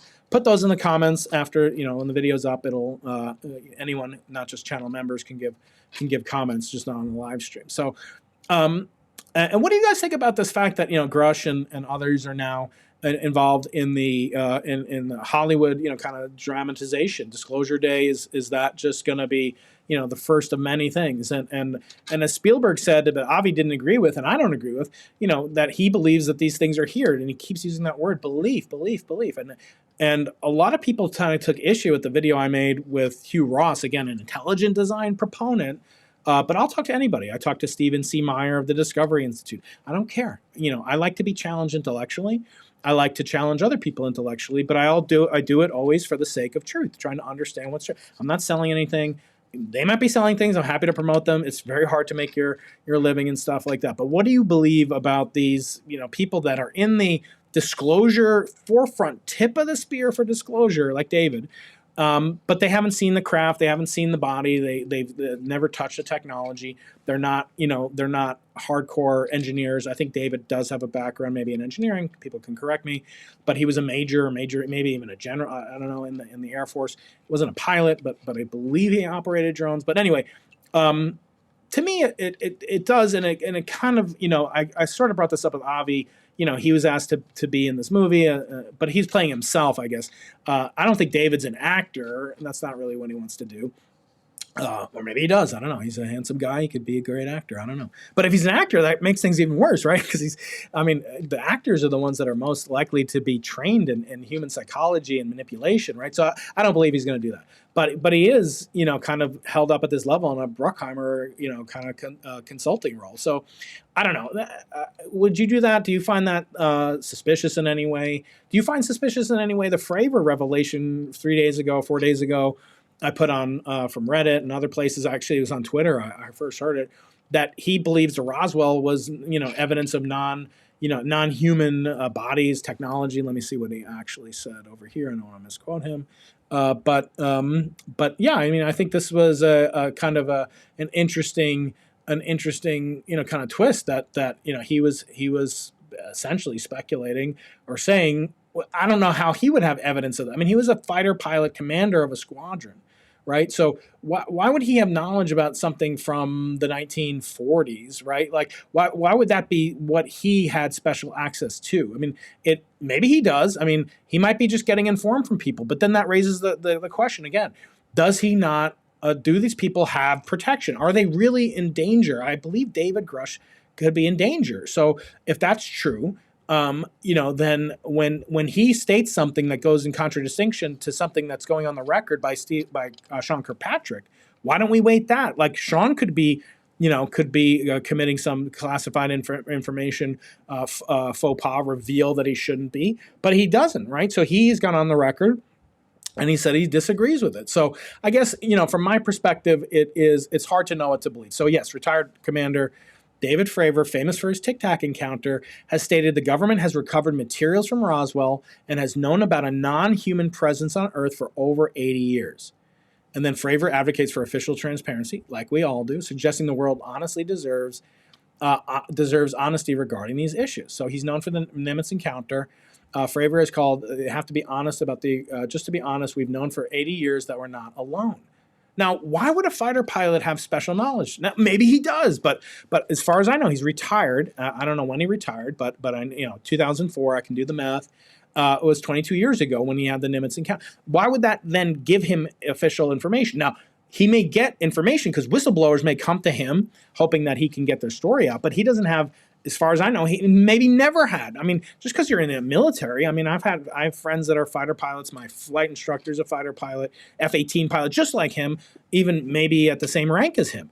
He doesn't have special information just because he's a fighter pilot. And Shermer points out in his new book that actually pilots in general, including me, I'm a commercially rated pilot, that we're some of the least reliable people. And of the least reliable pilots in the world are military pilots. Why is that? Well, you're telling me they're not brave? F no. They're freaking much more brave than I'll ever be. And they're badasses physically, mentally. They can kick the crap out of people like me. They could hold their own with Navy SEALs. These pilots are insane. They're jacked. They're incredible. Ryan Graves is a beast, right? But they make mistakes at a higher rate. What explains that? Are they stupid? Absolutely not. One of my best friends is a Princeton graduate. He's an F-18 commander, combat veteran. Okay, so these are not stupid people. Okay, so what happens, and this is what's been borne out, they are extremely good, hand-eye coordination. They are good at training for reactions to threats. Is a Cessna 172 that I fly around California, is that a threat to the F-18s at Miramar Marine Corps Air Station right here? No, they're not a threat at all. So they'll ignore those types of threats. So they're looking for anomalies. You have a filter as a pilot. You filter out things that are nominal, and you look for things that are anomalous, right? So they're trained and heightened on a state of awareness to look for things that are anomalous. So this is what psychologists studying the military for other reasons. This is to avoid crashes and sort of other hazards to flight. Another topic Ryan is quite bravely investing his time and energy in. And this is all, again, for good purposes. But when the first, statement to go to is, well, Fravor's a fighter pilot. He's braver than Brian Keating, and he's a better pilot than Brian Keating, none of which I dispute. Then we must trust him on everything, including information about Roswell. No, sorry. Just like if I go out and say, well, look, this is how a CCD or CMOS camera operates. This is dark noise, a flat field. These are the cosmic ray impacts. These are dark current sensitivity, or a CMB camera works. And then someone says, well, what do you think about aliens? I should say I know nothing about that, right? I'm not an expert in it. But when they say like this object emits black body radiation, well, quite frankly, I am an expert in that. And the U.S. government, under the Trump administration, just forced the Argentinian government to cancel a high-altitude site near the Simons Observatory in the Andes Mountains, not that near us, but very similar to us, that the Chinese were developing. Why do the Chinese need an observatory in Argentina? Well, that's weird. No, so they can have hemispherical synoptic observations of black body radiation. That's what I'm guessing. That's why they probably did it. So if they'd come to me and said, well, Keating, well, why are they doing this? I would say, well, let's look at it. But I'm not going to talk about politics, but my expertise is in that field. Now, if it was to look for aliens, I could also say, yes, we could detect planets and we can detect objects like Oumuamua, anything that gives off heat, and everything in the universe gives off heat, even the universe itself, right? And I'm an expert in detectors that operate at 1/100th or even 1,000th of a degree above absolute zero. So these are things where you want experts in that field. Fravor, I'm sorry, he's not an expert in the dynamics of UFOs, just because he may have seen one that's unidentified, anomalous phenomena, aerial phenomena. He may have seen one, he may not have.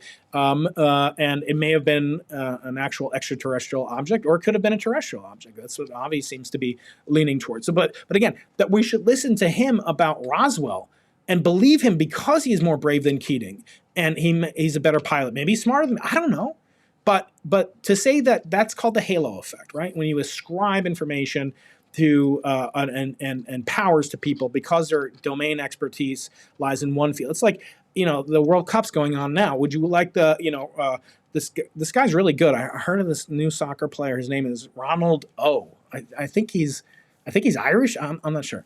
Anyway, Ronaldo, right? So would you want Ronaldo to be your dentist? I just got a cavity filled, right? No freaking way, right? So you don't, but he's so great, he's incredible. Yeah, he is, but he's not a dentist. So we have to be careful like that. And that's why when Anna Luna, Congresswoman Representative Luna, she talks about interdimensional beings, it does a disservice. I'm sorry, it just does. It sounds completely ridiculous. There's no sense in which that sentence can be uttered without the follow-up question is, what do you mean? And then she has to say, I don't know. Because there's no notion of interdimensionality. There's no evidence for interdimensionality, multiple dimensions, time traveling. When I talked to Tom DeLonge on this podcast with a CIA agent, Jim Semivan, we heard To the Stars Academy has objects, and I said, okay, well, what's their history? How do you trace them back? And he said, we don't have a full traceable provenance of these objects. Oh, that's as good as nothing. That's like me showing up with this and saying, this has biological material. I licked it. You don't know what's happened to this. You haven't had the data, the bodies, the craft. So I think that these are big challenges, and the final kind of sawhorse and hobby horse that I've been on lately involves this question of belief. Like, what does it mean to believe something? That you believe in extraterrestrial life. Like, okay, you believe in it, and these are scientists. These are my colleagues all around the world, and I'm hoping to have David Kipping back on, maybe Adam Frank back on the podcast. Maybe all three of us. Maybe have a big kind of debate between not an argument, but I think we're all respecting each other. But when you hear things about non-human biologics, when you hear things about the continuum of life, not even like a continuum, in the Earth's, I don't even know what a continuum is. Like, there's not a continuum we think of sexes, right? Okay, I'm going to get really controversial right now. There's not a continuum it's not like the electromagnetic spectrum where there's an infinite number of real numbers and there's an infinite number of wavelengths. No, there's not a continuum. So how could it be that aliens have a continuum? No, maybe they have this incredible diversity of light. Now, why would we have collected all of these, right? So maybe like in the movie Project Hail Mary by my friend and a former UCSD attendee, but he didn't graduate, Andy Weir, the Rocky character is this, kind of giant spider with a carapace and everything else. Maybe that's life on some place. Maybe there's astrophage on some other star, right? I always say it's more plausible. The scientific plausibility of Project Hail Mary far exceeds that of Interstellar. Sorry to break that to you. And now there's a new one, Iron Lung. Has anyone ever seen that movie? Well, that could be even more plausible than either Project Hail Mary or Interstellar. So that's my hot takes. But anyway, you have a continuum, right? From corporeal bipedal life, which means it's like us. Okay, I'm sorry to say. That means it has a body, corporeal. Bipedal has two legs. We evolved to walk upright under very specific gravitational, optical, and also from emerging from fish-like creatures, is the way we believe it, and having eyes on the side of our heads to having eyes on top of our heads. And the index of refraction difference gave us a predatorial advantage when we came on land. So the first objects were fish that came on land, we believe, evolutionarily. And then they had eyes on top of their heads, right? And then they wanted to see even further, so then they needed to get more on land, and then maybe the evolutionary process started from there. We don't know. I mean, that's just pure speculation. But at least the bipedalism, if we track bipedalism throughout the fossil record, throughout evolutionary biology, it's an incredibly specific, highly appropriated, I don't even want to say intelligently designed, because I don't want you to think like I just buy into everything my intelligent design. No, far from it. Although I did have another hot take, which is that string theory has fewer experimentally verified predictions than does intelligent design, because string theory has 0. And according to even the best string theorist, Joseph Conlin, and has been on the podcast, his book on string theory, CRC Press, has a chapter, Experimental Evidence for String Theory, and the entire chapter is There Is None. But according to Stephen C. Meyer and other evolutionary biologists that work on this field, that there was a prediction that the human DNA sequence would have so-called junk DNA that would turn out to be functional. And for a long time, they called it junk DNA, and then it was found to be functional. Now, that's very, very low, what's called Bayes factor. I'm not being serious, really, but I do like to tease, kind of my colleagues on both sides. I'll tease the intelligent designers, as you'll hear in my pushback on Stephen C. Meyer, because he talks about fine-tuning And I said, no, the universe is extremely poorly tuned. It's as if I'm playing the violin. I'm a horrible musician. The only instrument I can play is Spotify. But the universe has dark energy, which dominates all other forms of matter and energy. And we could change the amount by a factor of 10. And you wouldn't notice it at all. We'd still be here. Life would still be here. So to say that it's exquisitely finely tuned is just false. And then they can cherry pick and go back to some other time. I also push back on Jewish apologetics. Gerald Schroeder claims the universe, 7 days of creation in the Torah corresponds to the astrophysical and physical epochs of quark-hadron separation, electroweak phase transition. Total nonsense, okay? And I push back on that very strongly. So you're never going to get me. Maybe I'm explaining why I'm not invited to many parties. But anyway, I find it fascinating to talk to all these people on different legs of the stool and hopefully come to some conclusion that gets us a little bit closer to truth. Now, I've talked about people that like Avi who would talk about things with a straight face, like sentient plasmoid life versus a hypothesis that gets smuggled in terms of belief. I mentioned that to Avi. This Vickers study kind of shook me that people would state that they believe, not like I believe in God, I believe in astrology. No, I don't say any of that. I say I don't believe in that. I actually don't say I believe in God ever. Never say it. I say I am looking for evidence that God is plausible as a scientific hypothesis. And people like Sean Carroll, who are very simplistic in their knowledge of Judaism or Christianity or any type of religion, will say, oh, well, God wouldn't have created a universe that has so many galaxies, right? Why did he waste so much space? And I'm like, oh yeah, well, God wouldn't have created an atom that has 99.99999% empty space, right? I mean, it's an idiotic argument to say like what God should or should not do. I mean, I know Sean has an ego, but really, Sean, I mean, this is like in his most cited work, God is not a good theory. To appeal to that, it's like saying, well, why are there so many elements? Would God create so many elements? How do you know how many elements? I mean, 190 years ago, we thought there was about 10 elements, right? Now we know there's 10 times that number plus. So I think these are all I think we need to hold the scientists' feet to the fire. We need to hold the alien, kind of maximalists to the feet to the fire. We need to hold the religious adherents' feet to the fire. And I don't think anyone else is doing this. And that's why I think this channel is criminally undersubscribed, not unsubscribed. I don't want you to hear that. But we crossed 400,000 subscribers. But I really feel like we're getting these incredible interviews. I just interviewed my 26th Nobel Prize winner. And Nobel Prize winners are asking to come on my show. It's a great flattery to me, but really to you. I mean, a lot of these people see the power of the audience. And a lot of people won't or will. I asked Neil deGrasse Tyson to come on. He said he would. Then he backed out. He said he didn't have time. And then I saw him on Piers Morgan. Okay, Piers Morgan's got 10 times more subscribers than me. I'll give him a pass. I've been on Piers Morgan twice now. But if I had 10 times more subscribers, who knows? Maybe he'd say no to Piers Morgan and not to Brian Keating. Now, I know a lot of you don't like Neil deGrasse Tyson anyway, but he's an important person, right? I mean, I also pushed his feet to the fire. He said a lot of nonsensical stuff too. I mean, everything that he said about, spectrums and things like that, I can push back on him like nobody else because we have a respect. I've been on his show in person, I've been on his show twice. He's been on my show 2 or 3 times, and he'll be back. But I want you guys to ask me the questions that I should be asking on your behalf. I view myself as your ambassador, but I'm also an independent person with my own curiosities, right? Okay, so the last question, I kind of want to leave you guys with is, where do you want to see things in the channel go?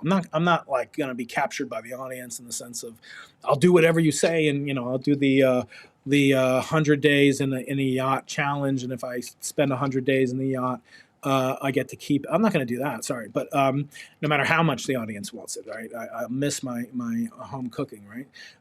But in terms of like the disposition, I find a lot of people, either love or hate the kind of content that I do. They either love that I'm talking about religion or hate that I'm talking about religion.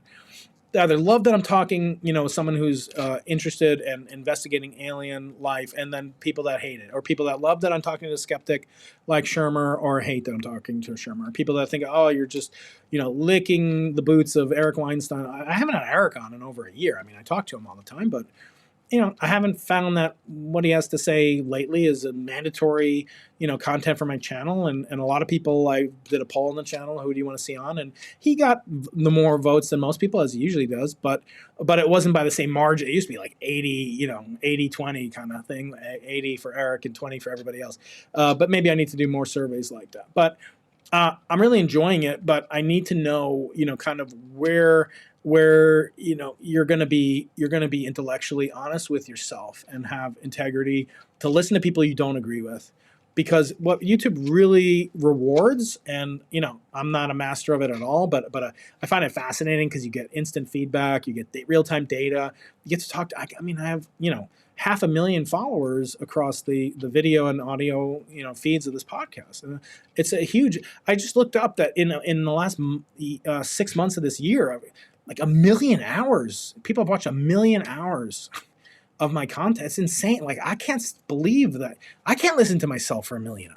I talked to my mother. She's like, people pay to listen to you. Like, I wouldn't listen to you for free. No, she doesn't say that. That'd be horrible. But what YouTube really rewards is first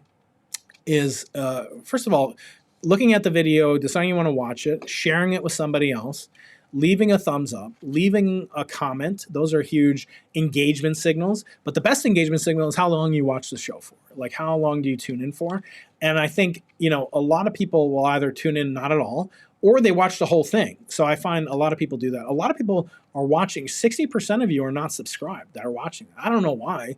It doesn't cost you anything to click that little subscribe button. And again, we'd have over 1 million subscribers on YouTube alone, plus even more on audio feeds as well. So I need to know that you're going to be, kind of the ride or die audience that I feel like I've cultivated. Again, 26 Nobel Prize winners. I've talked to more Nobel Prize winners than anyone on earth, as far as I know.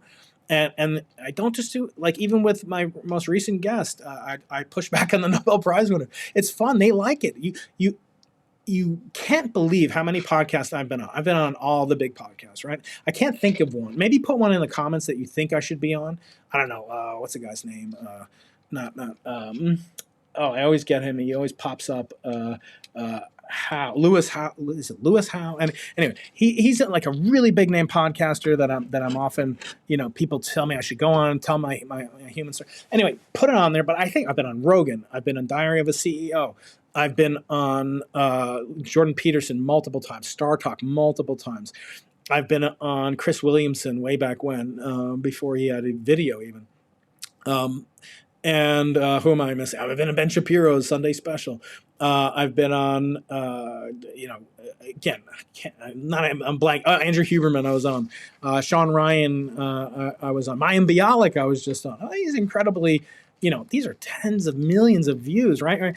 But are there people that I haven't been on? Because I think that that's sort of a way to get a new audience into the pipeline, but to also know that to be exposed to the fact that I do something I think that's unique and that people really need nowadays. And the types of content that I'm doing right now are very different from Lex Friedman. I've been on Lex Friedman. I should have on the 10th most popular episode on his show. I don't know why I forgot that. So I don't feel like I need to go back on these people's it's like I leave, Jordan said, leave the best on the floor. Like, you don't have to come back. I don't care if I ever go back on Rogan or whatever. The one episode I'm mad about is the Portal podcast with Eric Weinstein. I went on the Portal podcast in 2020, recorded it at this huge studio, multiple cameras. I brought him all these things and it never aired. Eric canceled the podcast, shut it down. So leave a comment if you think the Portal should come back on. Or at least let me broadcast the episode, Eric. I mean, come on. This is 6 years now. It's ridiculous. But I thought it was one of our best, and we get along. We argue like brothers, but we get along like brothers. It's a lot of fun to know Eric. But let me know, where do you think the type of Keating approach is most valuable? Because I am doing explainers. I also should say, and I should have said this before, I have another channel where I'm moving my hard physics explanations to, based on advice that I've been given. You shouldn't put that type of content on the same content as mainly the podcast or clips from the podcast. So this channel, Dr. Brian Keating, from now on, really, the last few months has been like this, is going to be all about interviews, conversations, sometimes explainers of not the physics, but of reactions to other people's interviews. like I said, I just did an episode about reacting to Michio Kaku's appearance on Diary of a CEO, where he made so many flaws. I'm like to believe that it was a mistake, and he's just getting older. He's 80 years old, I think now. But some of them are just so bad and so pernicious to the human understanding of things like string theory and dark matter, and I felt like it was my responsibility to hold his feet to the fire as a friend, as a someone who really looks up to him. I think I was respectful. I'm not going to ever attack people ad hominem. There's enough of that on the internet. The next one's going to be about this guy Kevin Knuth, who also is a physicist. He was on Mayim Bialik's podcast before I was, and he said a lot of speculative things about cattle mutilations and UFO sightings, and he's done actual hard work in physics research on the unidentified aerial phenomena physics, which I think is interesting. I'd like to talk to him. Maybe he won't come on after I do my reaction to him, although, again, it's very respectful. But I just take the claims and I hold it up against evidence. I identify where there's human biases like belief and confirmation bias, and all these things apply to me, Brian Keating, as much, if not more, than anybody else. The next one after that is about Graham Hancock, who also appeared on Stephen Bartlett's show. It's already got 6 million views in like 2 or 3 days, talking about mega structures underneath the pyramids, how the ancient world discovered Antarctica 300 years before the Western world did, and the Younger Dryas impact theory of civilizational collapse. So there's 3 huge whoppers that he brought up. I'm a little bit reluctant to attack him in any way. I never attack him personally or any of these people personally ad hominem, but he is suffering some medical condition. Apparently he's having a heart surgery soon. I wish him well, wish him long life. But at the same level, again, he's getting all this influence. He came on the show, right? So he had the 2.5 hours or 3 hours that Stephen requires. And that does bring me back. I didn't close the loop. I have an explainer channel, Keating Experiments. Please do subscribe to that. It's almost 10,000 subscribers over there. That's where it's going to be, how does the muon spin tell us about string theory or some extra dimensions? The explainer videos like that are going to appear over there exclusively. And then where Brian Keating is either talking to somebody or talking about somebody, but again, respectfully, reacting to somebody, that's going to be over here in Dr. Brian Keating. So bifurcation is a worrisome thing, but whatever. It's fun for me. I have a small team in various countries around the world. Shout out to the team. They're keeping me sane. And then I have my day job where I'm publishing incredible videos. I am going to make a video about some of the science that's coming out of the Simons Observatory as soon as it's unembargoed. But I am just so excited to share with you guys. I mean, I'm an actual working scientist. I'm an experimentalist. I'm not like Brian Greene, Michio Kaku, Neil deGrasse Tyson, Jim Gates, Eric Weinstein, these brainiac theorists. No, we need them, and some of my best friends are theorists, but I'm an experimentalist. I want the evidence. I want the hard data. I want to collect the data. I want to build the instrument that collects the data. I want to analyze the data that comes out of it. I want to understand how things like AI and these massive revolutions that we're undergoing for the first time in human history are going to impact me intellectually and you intellectually. So I'm going to have dedicated videos. Those will be on Keating Experiments, where I go into the experimental, nitty gritty, but why it's important to you, why you should care about that. Why do you care if a neutrino has negative mass? What does that even mean? That's going to be on Keating Experiments. Please do subscribe down there for that. I'll put a link down below. The last thing I want to say is what makes me unique. I have to say this, as I said, the thread that gets lost because I am a professor and I do get absent-minded is I've been on all these huge podcasts, from Rogan to Stephen Bartlett to Lex Friedman to Mayim Bialik now, to Sean Ryan. I love all those guys and girls, okay? I want to say that. I'm grateful that they gave me their platform. That said, they do things differently than I do. And that is the main thing for me, is that I will never have somebody on who has a book that I haven't read their book. And I'm not going to name names, but there are some people on that list who was obvious to me within 10 seconds of sitting down with them, putting on the headphones, that they never opened any of my books. Now, I put my blood, sweat, and tears into these 4 books that I've written. Soon will be 5. Maybe I have 6 in me before I die. But these books, my self-help guide for the STEM curious, Into the Impossible, Think Like a Nobel Prize winner, Into the Impossible, Focus Like a Nobel Prize winner, distilled wisdom from the greatest geniuses on earth that have ever lived.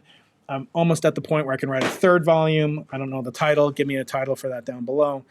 And then my magnum opus, my memoir, Losing the Nobel Prize, is about what it means to be a cosmologist, but a father, a son, someone who loses a mentor to suicide, someone who loses his father, and trying to operate at the highest levels because I was told I couldn't get tenure if I didn't win the Nobel Prize prospectively. Okay, so what does it feel like to be a young scientist with everything to lose and curious about something that has no practical value whatsoever, like inflationary cosmology? How did the universe begin? I write those books, and it takes a lot out of me. It takes a lot of time, opportunity cost, time value of money, all these things. Incredible. Plus, it costs money. I had to hire artists. The publisher doesn't give you money to get illustrations, but I felt those were mandatory to explain the science and inflationary cosmology in my first book. I paid for it out of my own pocket. Again, I made almost a tenth of minimum wage, probably a tenth of minimum wage, given my advance was what it was, and the amount of hours put into it, surely far below minimum wage. Now, I put a lot of time and effort into it. You can distill the wisdom of, at that time, a 45-year-old guy, right?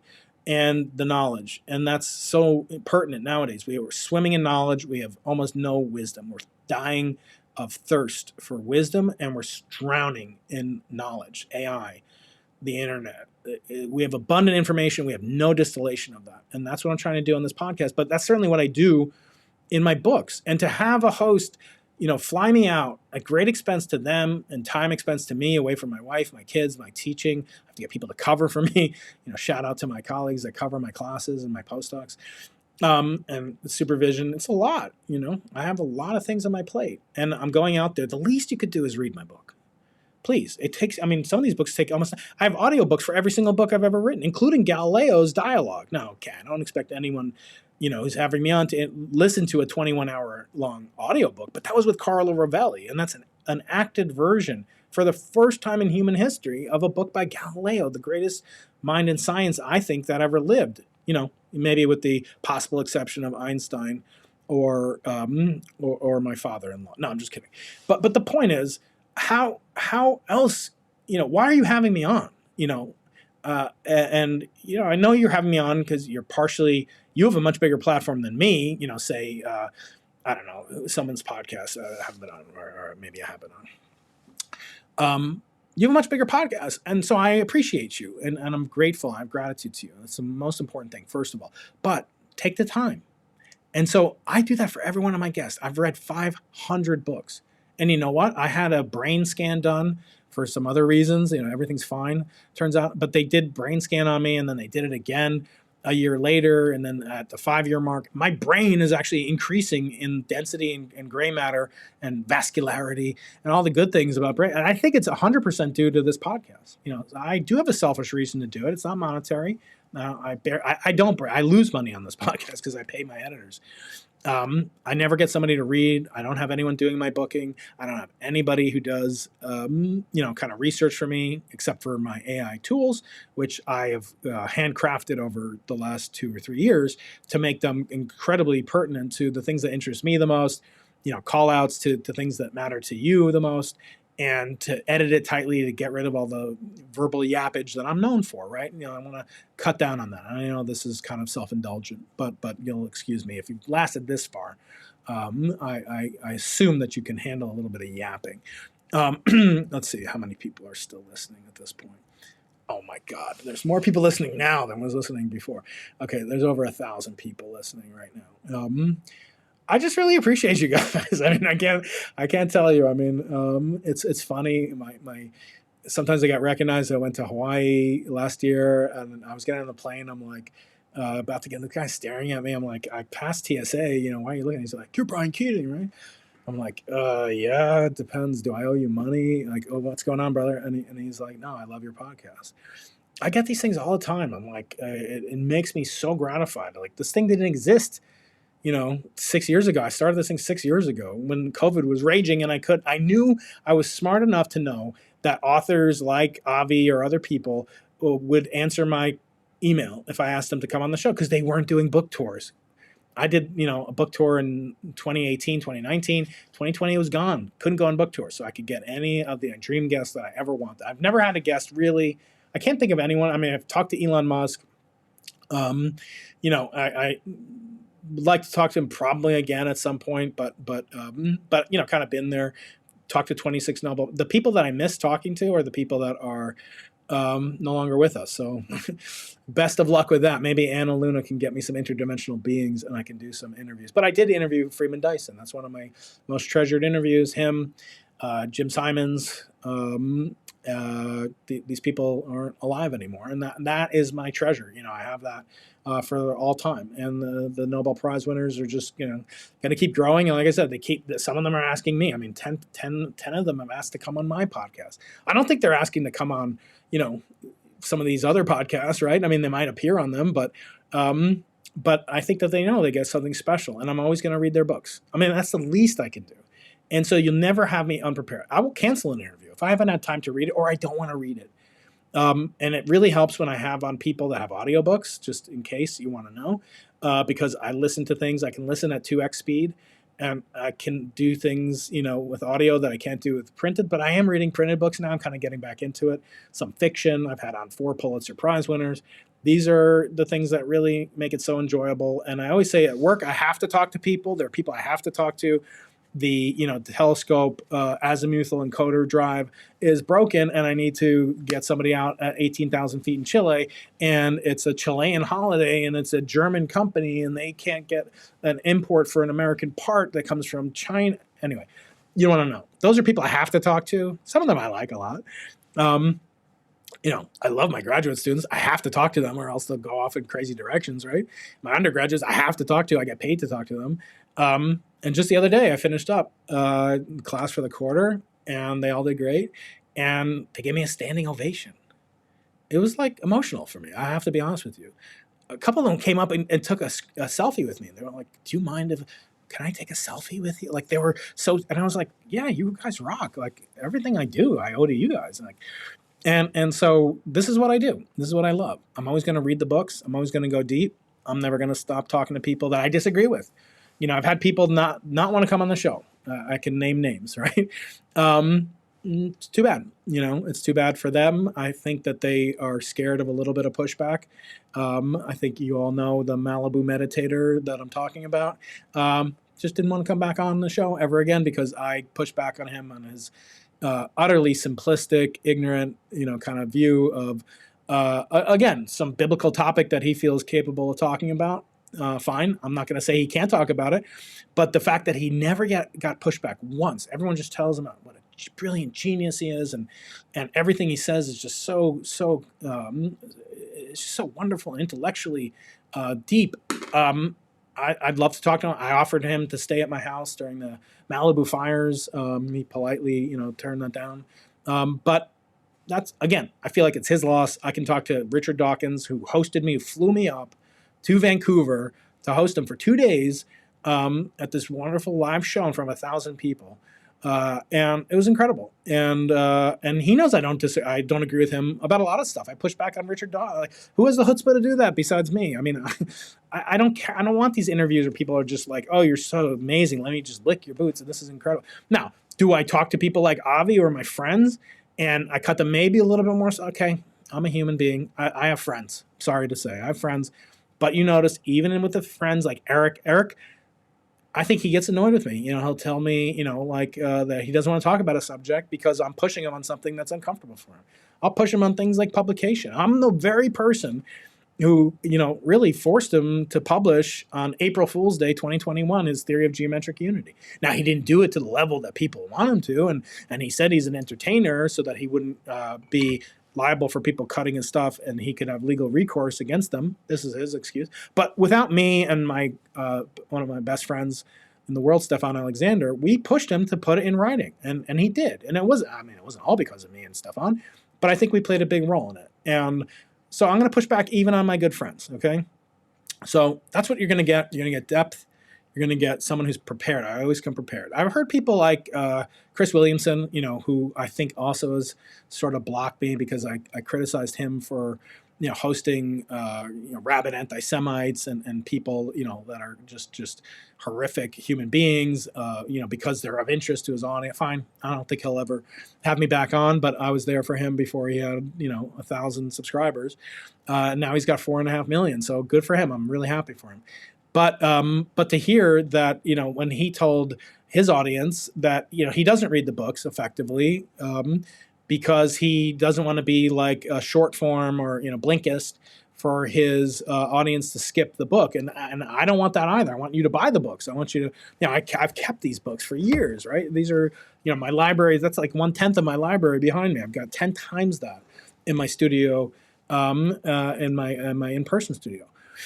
So my books are my treasure. We're people of the book, right? This is the most important thing to me. So that means I'm going to take it seriously. I'm going to read the books. I'm not going to summarize it so you don't have to buy it, but I'm going to read that. I'm going to pull out the things that are most pertinent, just fire me up.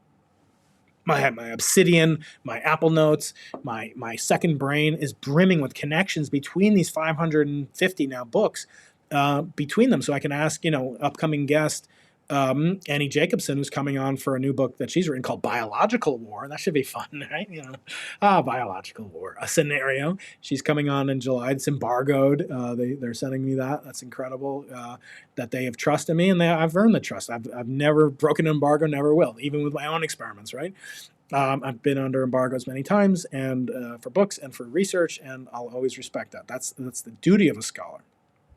So, in summary, if you want deep dives where people are going to go be pushed respectfully, friendly. I think I bring more humor to it than most podcasters do.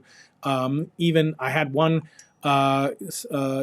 producer of a podcast that shall remain nameless, but I went on his podcast, and it was right after Joe Rogan was on the podcast with the same host. And the producer said he laughed more when I was on the show. Okay, now I think Joe is a lot funnier than me. But on the same token, I do believe that there's a role for seriousness and for humility, and quite frankly, to be kind of respectfully antagonistic. I have to say, to have the chutzpah to back it up with intellect and back it up with preparation. I'm always going to maintain the preparatory standards, preparation H. I'm always going to maintain it, because if I don't, I feel like a fraud. I feel like people, if I were to have on a guest like Michael Shermer, or, so sometimes I like to be a guest on other people's podcasts because I have to do no preparation. Although I even do that, I actually have a self-trained LLM specifically for when I'm on a guest on Sean Ryan's podcast. I do deep research on him. He doesn't have books, but he has 500 episodes.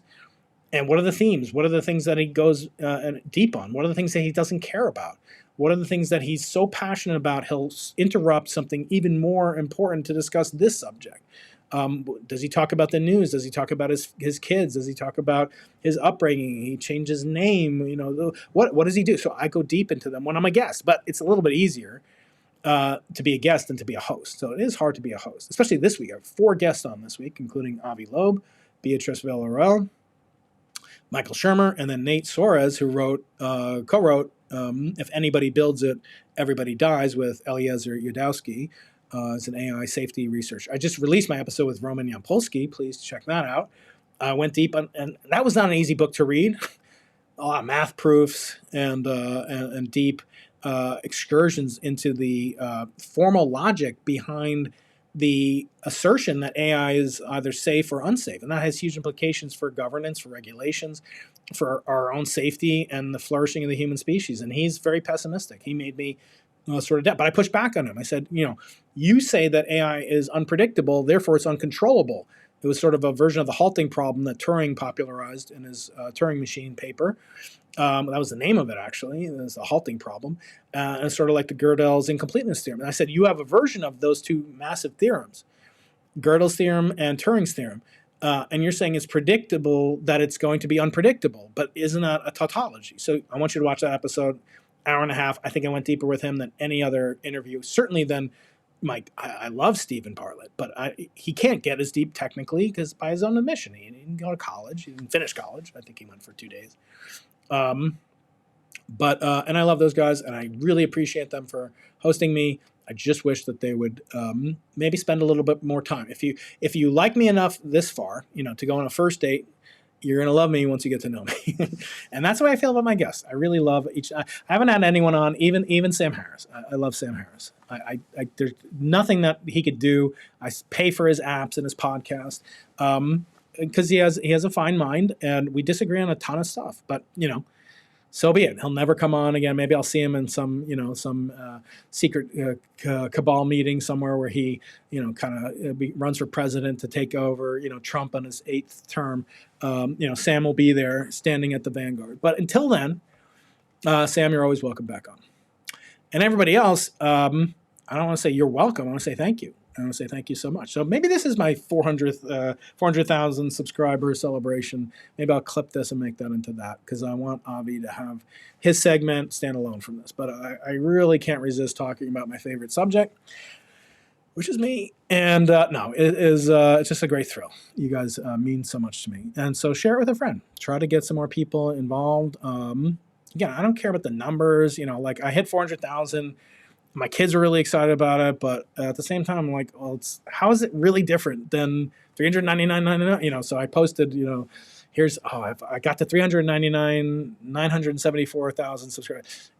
Okay, that's what I always wanted. I mean, I know if I go to 1 million or whatever, 500,000, I'm just going to say, well, there's another number that's bigger. That's the property of natural numbers. So, love you guys. Please stay with it, even if you don't like it, even if you don't like the content. I promise you're going to grow your pink gray matter, especially when you don't agree with me or my guest or both or neither. You're going to grow your mind. And we have so little time. In just a few years, according to Roman, we won't even have these things anymore. There'll be no point in having a podcast. Brian Keating will be irrelevant. You'll just click on something optimized for Stephen Dedalus, born in 1974, and it's going to look him up, and it's going to say, oh, these are all the things in a social graph I love, and we'll just dial it in, and it'll get pumped like Soma into his brain, and he won't need me anymore. So until that happens,